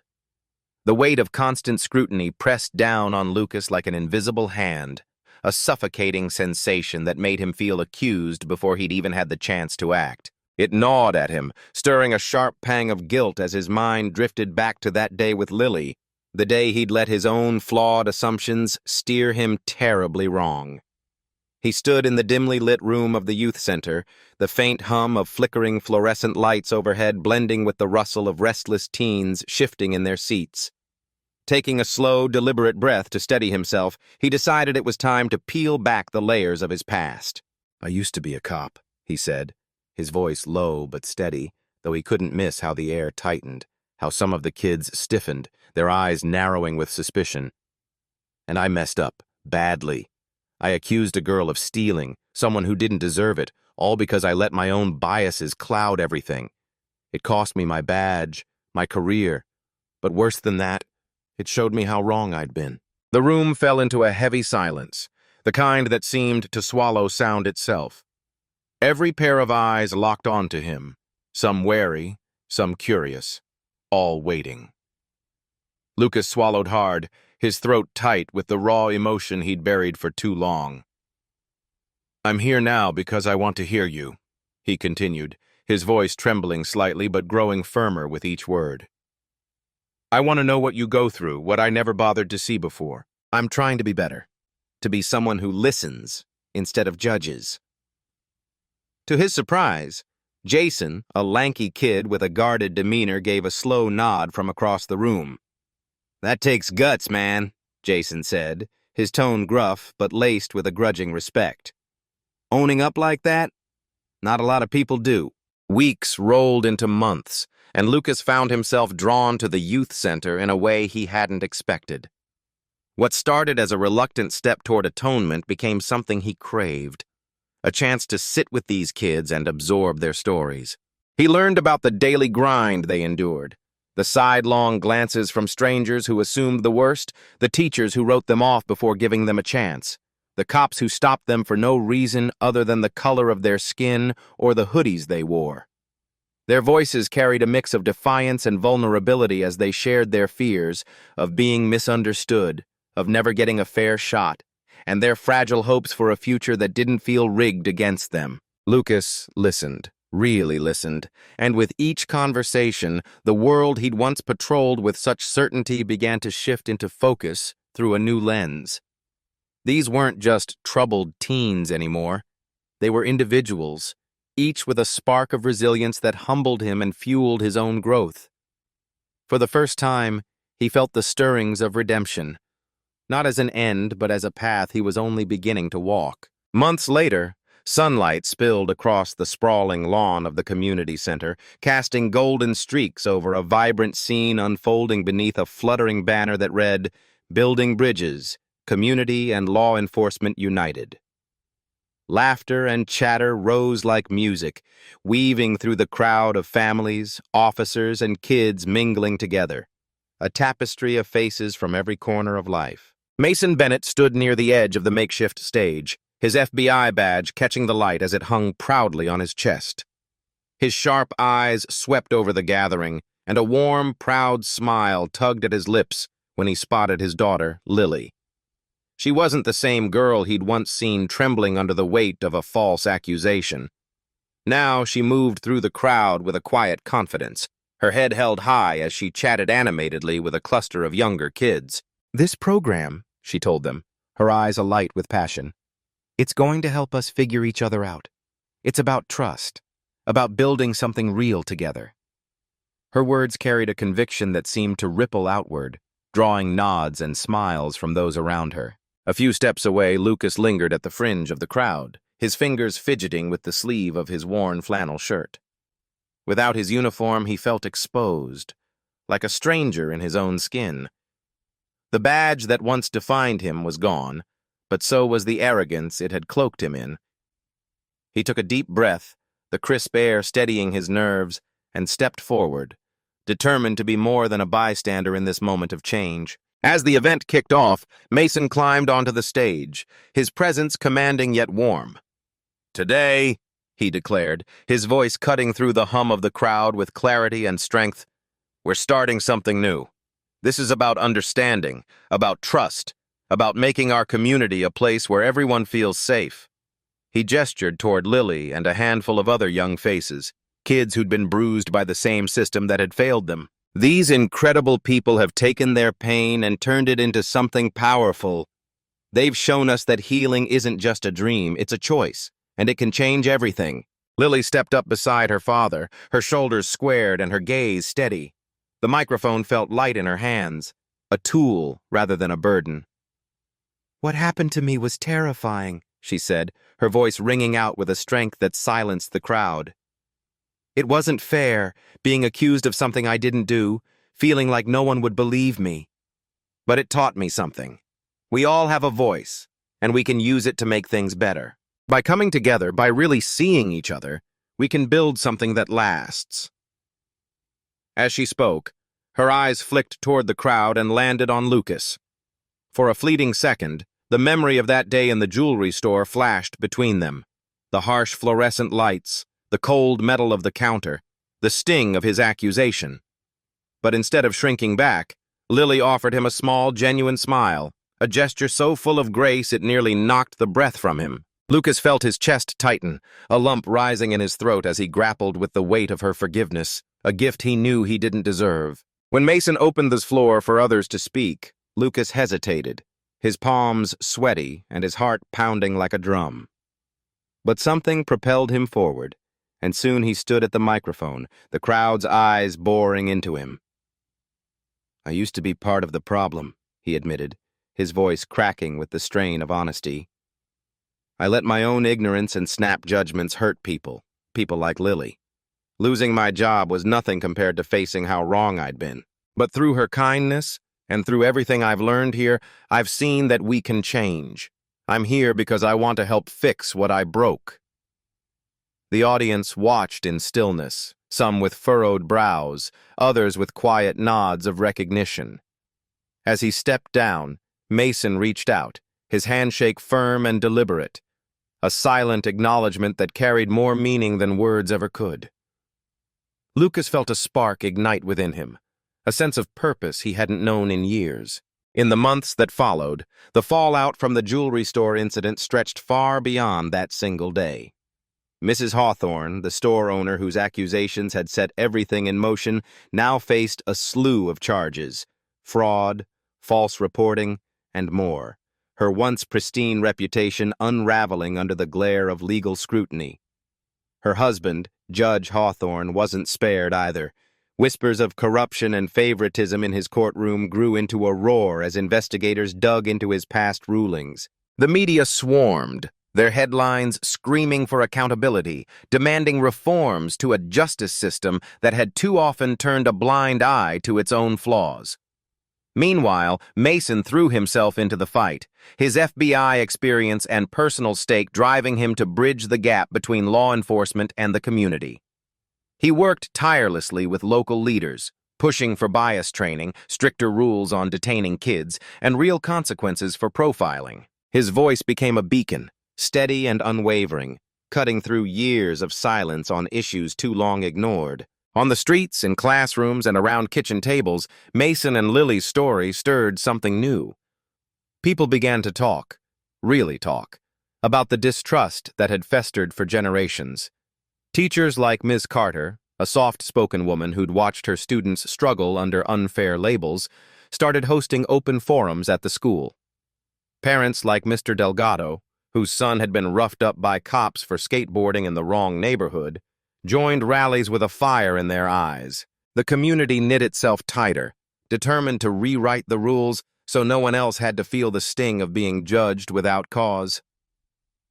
Lucas, too, found his place in this shifting tide. He traveled to precincts across the state, his old uniform swapped for a notepad and a willingness to listen. He led workshops, sharing his story with officers who shifted uncomfortably in their seats, urging them to look inward and question the instincts they'd never thought to challenge. His journey, from a man blinded by prejudice to one striving for fairness, became a quiet rallying cry, proof that even the deepest flaws could be mended with effort and time. The lesson wasn't lost on anyone. Justice wasn't just a word thrown around in courtrooms. It was a living, breathing thing, fragile and flawed, but capable of growth.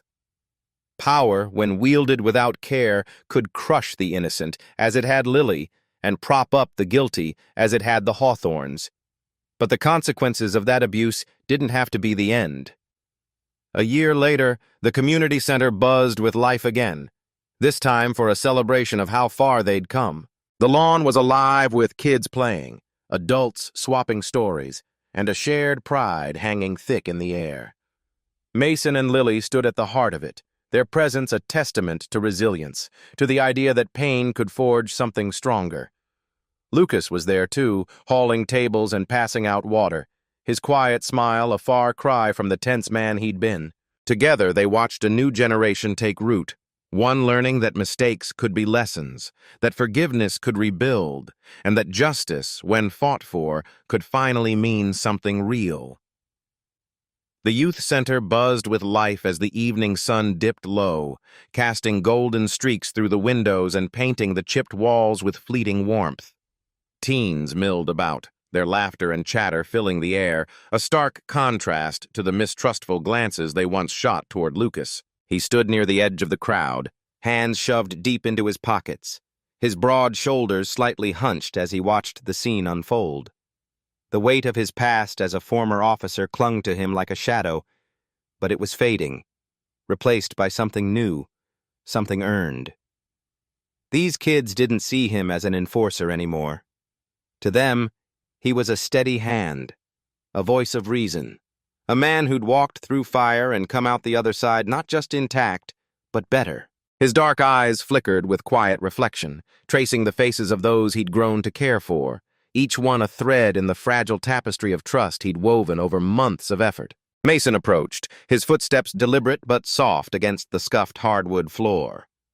The older man's weathered face creased into a warm smile, his graying hair catching the dim light as he clapped a hand on Lucas's back. "You did good out there today, Lucas," he said, his voice low and rich with pride. "You're not just showing up anymore. You're changing things, really changing them." The words landed like a balm on Lucas's restless mind. He turned his head slightly, meeting Mason's gaze, and gave a small nod. Pride swelled in his chest, tempered by a humility that felt foreign yet welcome. "Couldn't have done it without you," he replied, his tone earnest, almost reverent. "You and Lily, you showed me what's possible, that a man can stumble, fall, and still get up different, better."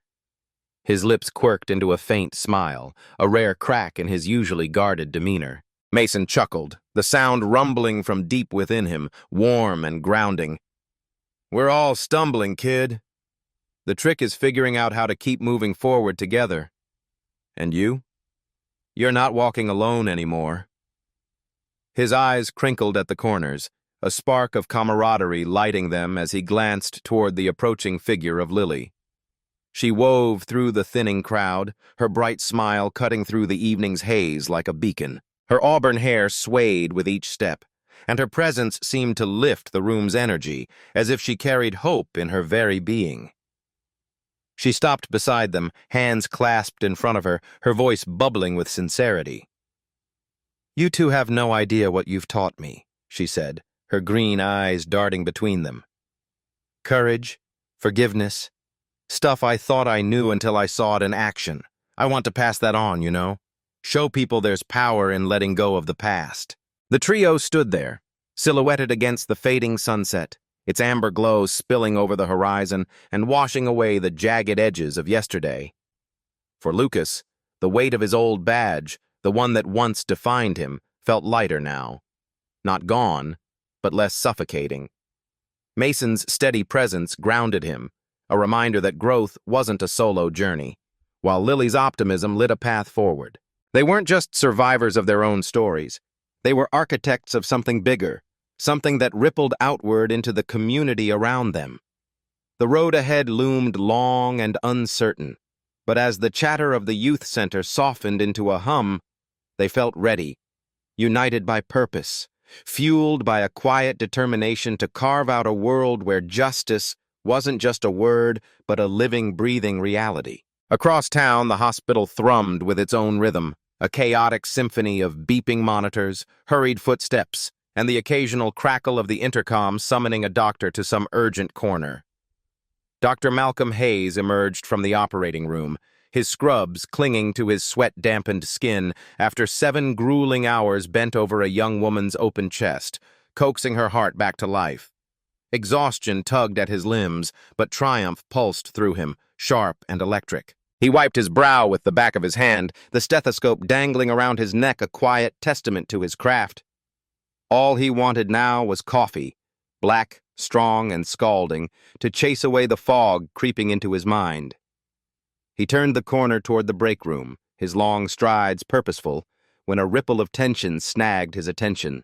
Near the front desk, 2 uniformed officers stood like statues carved from stone, their presence jarring against the hospital's sterile bustle. The taller one, a broad-shouldered man with a badge pinned to his chest, Officer Grayson, loomed over Clara, the young receptionist.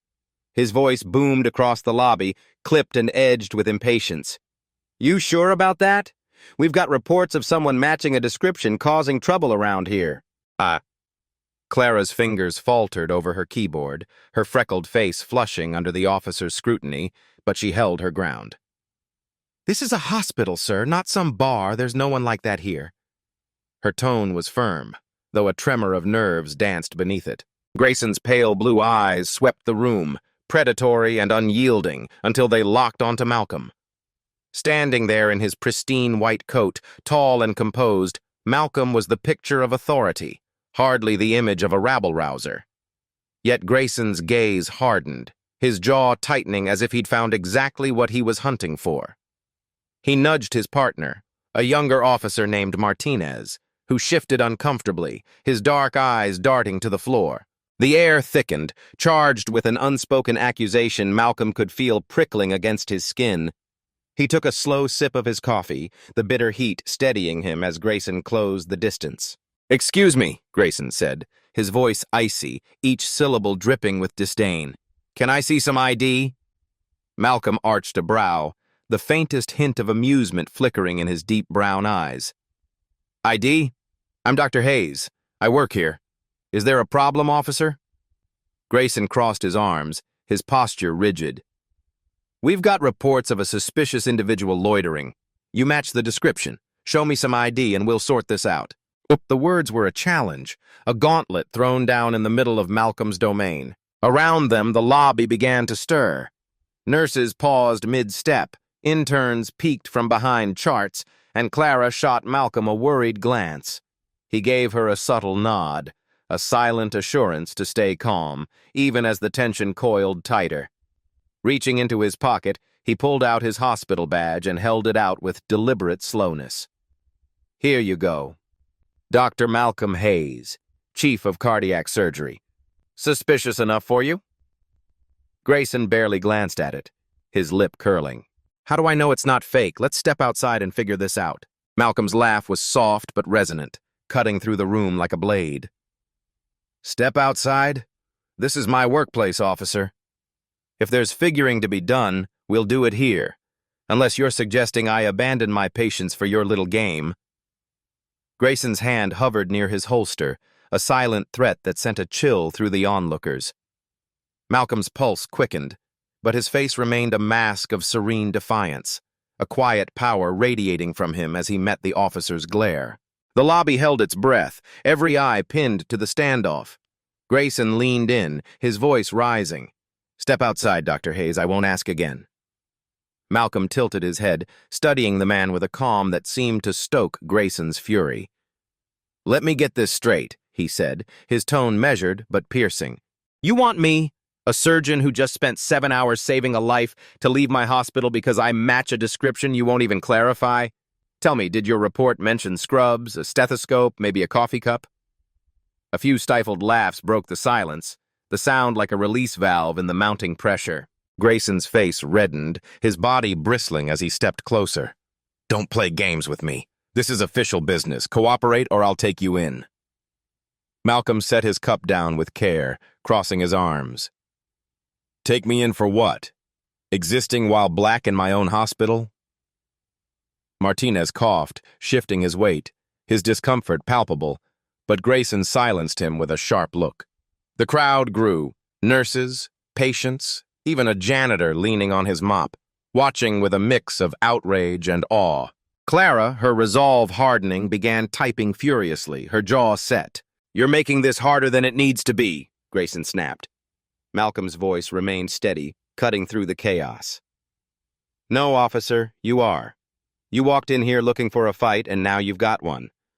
The question is, what's your next move?" He paused, then added, "Every second you waste harassing me is a second my patients lose. Are you ready to answer for that?" Grayson faltered, just for a moment, but his pride wouldn't yield. His hand flexed over his weapon, his authority teetering on the edge of violence. Clara stood suddenly, her voice ringing out. "Dr. Hayes is one of the best surgeons here. Everyone knows him. If you've got an accusation, you'd better have more than a hunch." The crowd murmured agreement, a chorus of support swelling around Malcolm. He seized the moment, his gaze unwavering. "Looks like you've got a room full of witnesses, officer. Unless you're ready to turn this into a public spectacle, I suggest you rethink your approach." The air crackled with the weight of justice unmet, a stark lesson in the cost of power unchecked. Grayson's aggression laid bare the fragility of trust, while Malcolm's stand, and Clara's courage, ignited a spark of hope. The hospital, a place of healing, became a battleground for dignity, proving that true authority isn't wielded with a badge or a gun, but with the quiet strength to stand firm against wrong. In the bustling lobby of the hospital, Officer Martinez shuffled forward, his boots scuffing the polished tile floor as though each step carried the weight of hesitation. "Maybe we should take a moment to," he began, his voice soft, almost swallowed by the hum of the room. But before he could finish, Officer Grayson whipped around, his eyes flashing with irritation.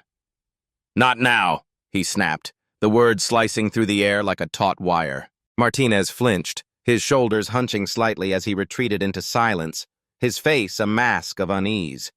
Grayson turned his focus back to Dr. Malcolm Hayes, the hospital's chief cardiac surgeon, who stood before him with an unshakable calm.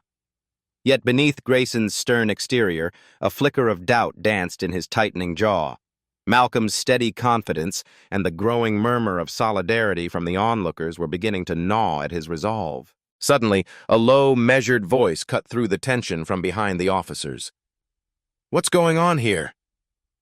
The question hung in the air, drawing every gaze like a magnet.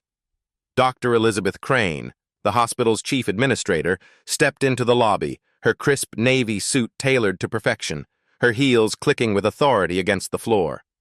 Her piercing gaze swept the scene, sharp as a blade, and the room seemed to still under her presence.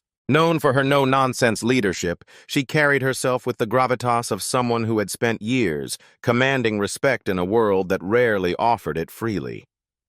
Her dark hair was pulled back tightly, accentuating the intensity of her expression as her eyes darted between Grayson, Malcolm, and the restless crowd. "Dr. Hayes," she said, her tone steady but edged with an unmistakable firmness. "Is everything all right?" Malcolm tilted his head slightly, gesturing toward Grayson with a subtle sweep of his hand. "It appears Officer Grayson here has some concerns about my presence in the hospital," he replied, his voice smooth but laced with a quiet challenge. Dr. Crane's face darkened, her lips pressing into a thin line as she turned to the officer. "Officer Grayson," she began, her words deliberate. "This is Dr. Malcolm Hayes, our chief cardiac surgeon. He's been a cornerstone of this institution for over a decade, and his record is impeccable. I'd like you to explain, calmly and clearly, why you feel the need to interrogate one of my staff members in such an aggressive manner." Grayson's confidence wavered for a split second, his Adam's apple bobbing as he swallowed hard. But he squared his shoulders, determined to hold his ground. "We received a report of a suspicious individual," he said, his tone clipped. "He matched the description." Dr. Crane cut him off, her voice sharpening like the edge of a scalpel. "Of what exactly? A surgeon saving lives? Because that's the only description that fits Dr. Hayes."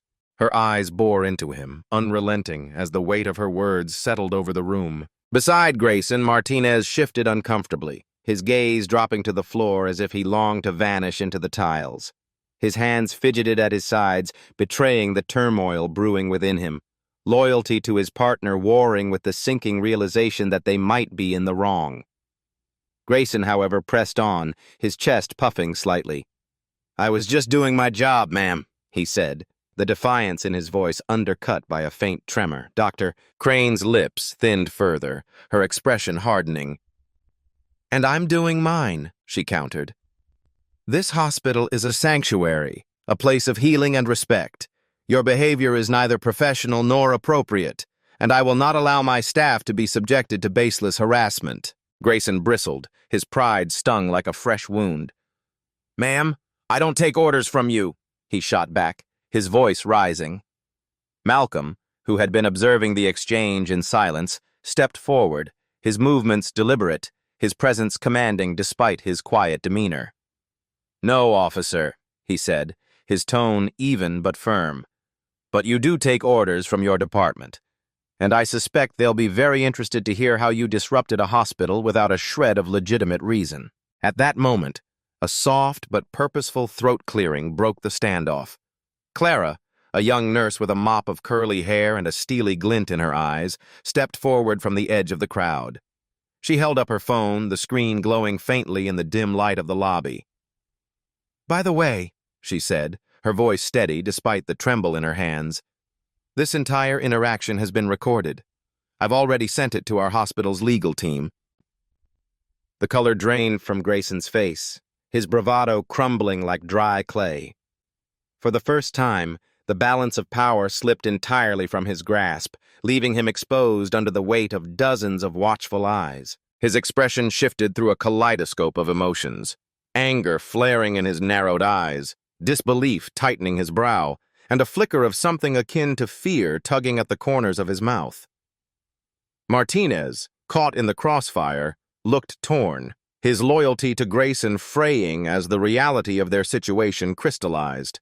The crowd in the lobby, nurses in scrubs, patients clutching blankets, visitors clutching coffee cups, watched with bated breath, their silence amplifying the gravity of the moment. "Let me see that," Grayson barked, lunging for Clara's phone. She yanked it back with a fierceness that belied her slight frame, her eyes blazing. "Not a chance," she snapped. "This recording is mine, and I've already sent a copy to legal. You can explain yourself to them if you'd like." Malcolm observed the exchange with a calm exterior, but inside his mind churned with careful calculation. He could see Grayson's ego teetering on the brink, a fragile tower ready to topple, yet the officer's stubbornness held firm. For now. Grayson whirled back to face him, his jaw clenched so tightly the muscles twitched. "You think you're clever, don't you?" he growled. "A phone recording doesn't tell the whole story. I was responding to a legitimate call, and I have the right to investigate anything I deem suspicious." "Suspicious?" Malcolm's voice was soft, almost gentle, but it carried a razor-sharp edge. He took a step closer, his gaze locking with Grayson's. "I'd love to hear what exactly you found suspicious about me. Was it the scrubs I've worn for years? The badge pinned to my chest? Or was it simply that I don't look like you?" A ripple of murmurs spread through the crowd, a wave of quiet agreement that seemed to press against Grayson like a physical force. His hand twitched toward his belt, fingers brushing the radio as if he might call for backup to reclaim his slipping authority. But before he could act, Dr. Crane advanced, her presence filling the room like a storm cloud rolling in. "Officer Grayson," she said, her voice icy with command, "let me remind you where you stand. This is a hospital, a place where people come to be cared for, not to be harassed. Dr. Hayes is not only an exceptional surgeon, but a pillar of this community. If you have any evidence to justify your so-called investigation, present it now. Otherwise, I strongly suggest you leave before you bury yourself deeper in this mess." Grayson's eyes darted to Martinez, seeking an ally, but his partner's discomfort was now unmistakable. Martinez's shoulders slumped, his voice barely above a whisper as he muttered, "She's right, Grayson. We don't have anything solid. Maybe we should just—" "Quiet!" Grayson barked. But the force behind his words had weakened, the cracks in his armor widening under the scrutiny of the crowd. The pressure was suffocating, the air thick with unspoken judgment. Meanwhile, Malcolm moved to the center of the lobby, his every step measured, his presence a quiet but unyielding force. He raised his voice, addressing not just the officers, but the gathered staff and onlookers. "This isn't just about me," he said, his words ringing clear. "What's unfolding here is a mirror to a larger problem, one that too many people face every day in this country. Prejudice like this doesn't just wound individuals, it erodes the trust in the very systems meant to protect and serve us." The staff nodded, their quiet support emboldening him further. He turned back to Grayson, his gaze piercing through the officer's faltering bravado. "You came here expecting to find a criminal," he said, "but instead you found a community standing united. So, Officer Grayson, the question is this. What kind of man will you be when you walk out of this building? Will you own your mistake, or will you let your pride drag you down even further?"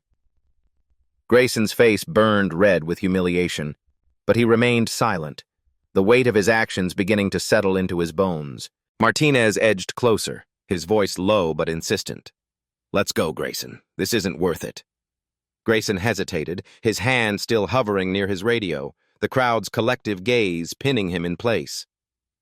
The room seemed to hold its breath, time stretching thin as he stood at a crossroads, his pride and authority teetering against the overwhelming tide of reason, evidence, and the resolute wall of humanity before him.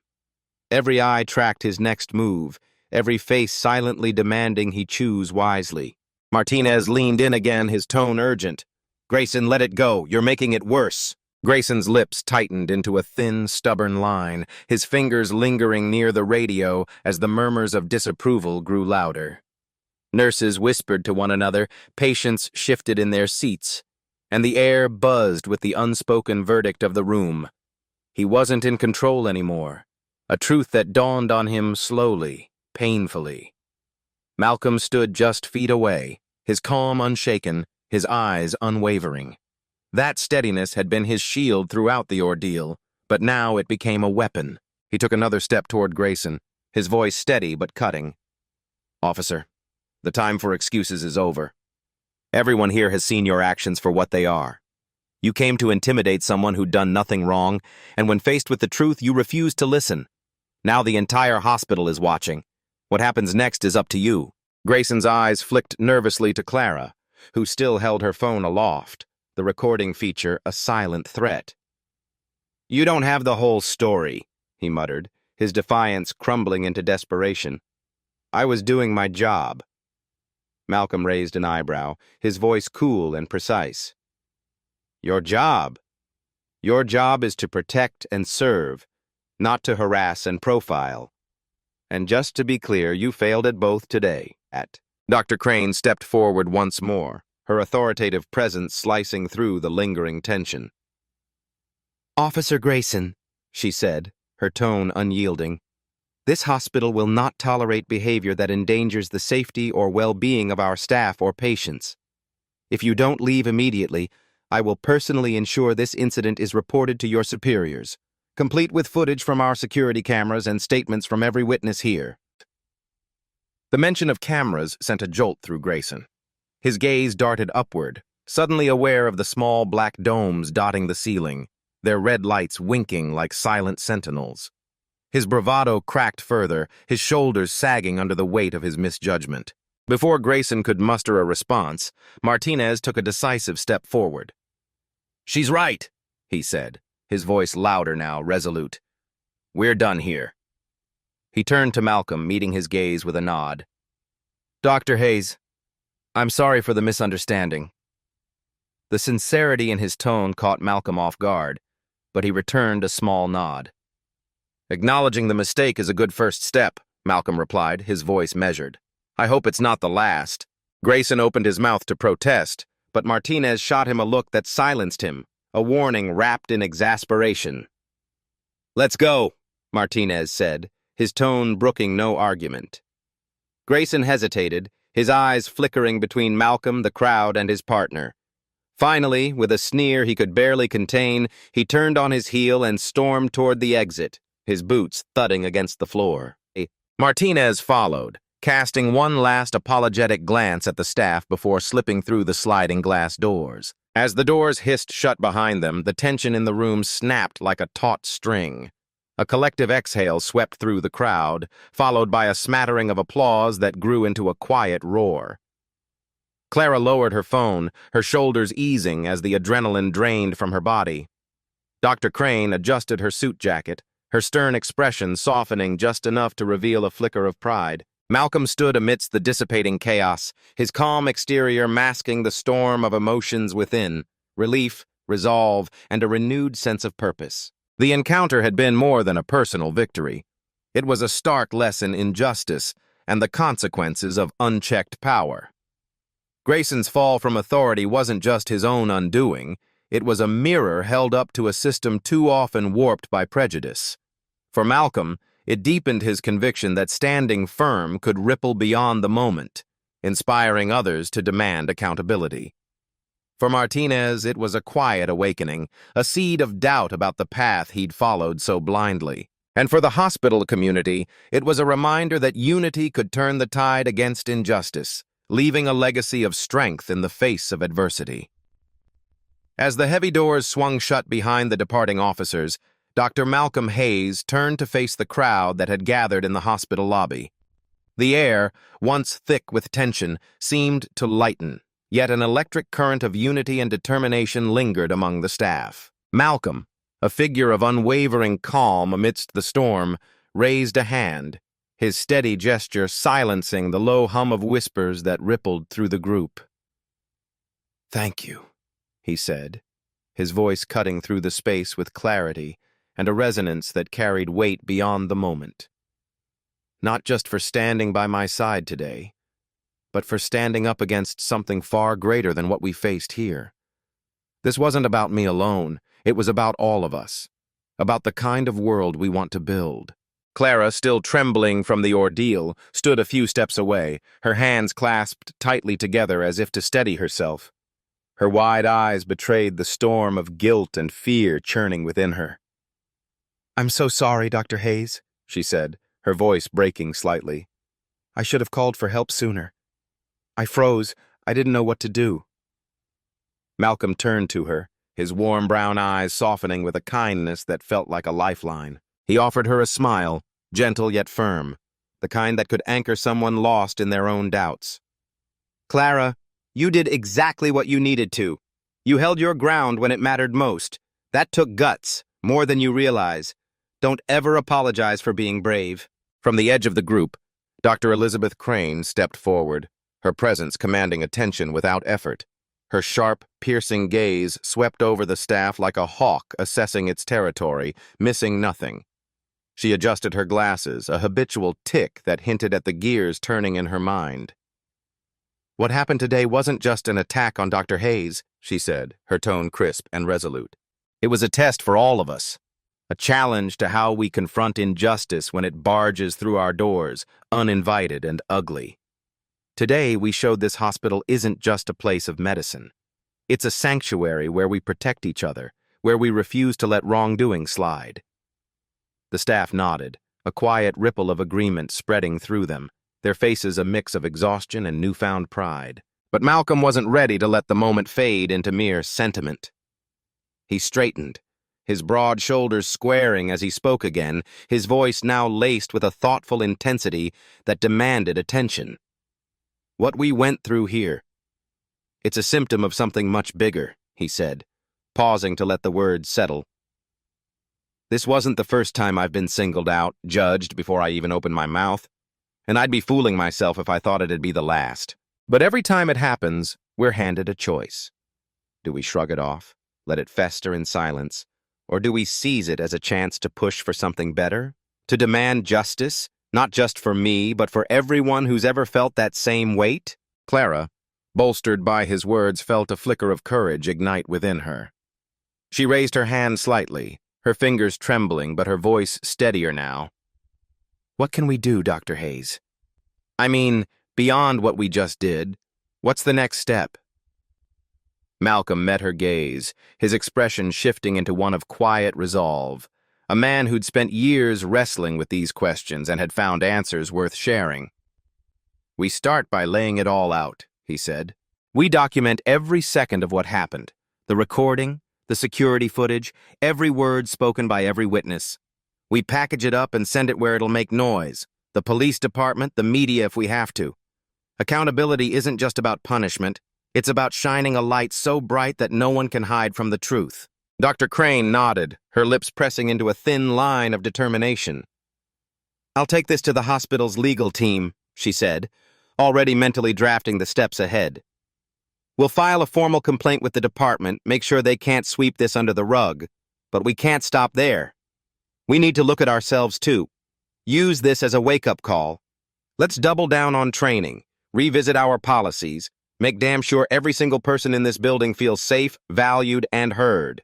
Her words hung in the air, met with murmurs of agreement as the staff felt a renewed sense of purpose take root, a collective vow to turn pain into progress. From the back of the group, a young nurse named Rachel edged forward, her hesitance warring with a quiet awe that glowed in her eyes. She was new to the hospital, still finding her footing, her scrubs slightly wrinkled from a long shift. Dr. Hayes, she began, her voice soft but earnest. I have to say, what you did was incredible. The way you stayed so calm, even when that officer was yelling, shoving his authority in your face, I don't think I could have kept it together like that. Malcolm's smile widened, warm and genuine, though a flicker of weariness passed through his eyes. It wasn't easy, Rachel, he admitted, his tone softening with a rare vulnerability. Believe me, I felt the anger boiling up inside. I had every right to. But I've learned the hard way that letting it loose doesn't always get you where you need to go. Sometimes the strongest thing you can do is hold steady, let the truth do the talking. As the staff began to drift apart, returning to their duties with a mix of exhaustion and resolve, Malcolm lingered a moment longer. He turned to Dr. Crane, gratitude softening the lines of his face. Thank you for stepping in when you did, he said quietly. That could have spiraled into something much uglier. She placed a hand on his shoulder, her grip firm yet reassuring, a rare crack in her usually steely demeanor. You handled yourself with more grace than most could muster, Malcolm. I'm damn proud to have you here, don't ever forget that. Just as he turned to head back to his office, his mind already shifting to the patients waiting for him, Clara hurried over, her phone clutched tightly in her hand. Dr. Hayes, wait. There's something else I think you should see. Her fingers trembled slightly as she tapped the screen, pulling up a video she'd recorded during the confrontation. The footage unfolded in stark clarity. Officer Grayson's every move captured, the way his face twisted with hostility, the baseless accusations spilling from his mouth, the stubborn reluctance as he finally backed off. Against that, Malcolm's responses stood out like a beacon, calm, measured, unshaken. The moment Officer Martinez stepped in, his voice low but firm as he de-escalated the situation, was there too, a quiet hero in the chaos. It was a raw, unfiltered record of the truth. We should share this, Clara said, her voice gaining strength. The world needs to see what really happened. Malcolm hesitated, his brow furrowing as he weighed the implications. He knew the video could ignite a firestorm, spark a conversation that reached far beyond these walls. But he also knew the risks, the backlash, the scrutiny, the way it might turn his life into something he couldn't control. After a long moment, he nodded, decisive, yet cautious. "Take it to the legal team first," he said. "If they clear it, we'll figure out how to let it loose. But we do this right. No shortcuts." The video didn't stay contained for long. It passed through the hospital's legal channels, then landed with the local police department, and soon enough, it broke free into the public eye. Within days, it was everywhere. Shared across social media, dissected on local news, a grainy testament to what had unfolded. The footage laid Grayson bare. His aggression, his unfounded claims, his refusal to back down until he had no choice. And there, in contrast, was Malcolm. Steady, dignified, a man who refused to let prejudice break him. The public's response roared to life, swift and unrelenting. Community leaders demanded an investigation into Grayson's conduct, their voices amplified by outrage. Activists rallied outside the hospital, holding signs and chanting for justice, praising the staff for standing firm against a system that too often turned a blind eye. Within a week, the police department buckled under the pressure. Grayson was placed on administrative leave, an inquiry launched to dig into every detail of his actions. For Malcolm, the fallout was a whirlwind. His face became a symbol, plastered across screens and newspapers, a man who'd faced down bias with quiet strength. Offers for interviews flooded in from national outlets, pulling him into a spotlight he'd never sought. At first he resisted, his heart tied to the patients who filled his days, not the cameras. But the more he reflected, the more he saw the potential, the chance to turn his pain into a shield for others. If his story could stop even one person from enduring what he had, maybe it was worth the cost. In a live interview with a major news network, Malcolm sat under bright lights, his hands folded calmly in his lap as he spoke from the heart. "What happened to me wasn't some one-off fluke," he said, his voice steady but laced with a quiet fire. "It's part of a deeper rot, a system that's been broken for too long. We've all got a role to play in fixing it, starting with facing our own biases head-on and holding each other to a higher standard. This isn't about one bad cop or one hospital. It's about building a world where dignity isn't a privilege you have to fight for, no matter who you are." Back at the hospital, the incident became a catalyst. Dr. Crane took the reins, her leadership sharp and unflinching as she rolled out new training programs. Hours spent unpacking diversity, equity, and inclusion, turning words into action. Staff meetings buzzed with voices, from seasoned doctors to the newest aides, sharing stories and ideas to weave a tighter, stronger community. The hospital's commitment rippled outward, a blueprint other institutions began to eye with interest. Meanwhile, the investigation into Grayson wrapped up with results that hit hard and fast: a suspension without pay, a mandated deep dive into bias training, a chance to face the mirror. Some in the community bayed for blood, demanding he lose his badge entirely, but Malcolm took a different stance. "I'm not here to destroy anyone," he said in a follow-up interview, his tone measured yet hopeful. "I'm here to build something better, a future where even someone like Grayson can learn, grow, and maybe even help fix what's broken." In the months that followed, the hospital transformed into a lighthouse of progress. Patients felt it in the air, the quiet confidence of a staff united. Community members pointed to it with pride, a place where standing together had sparked real change.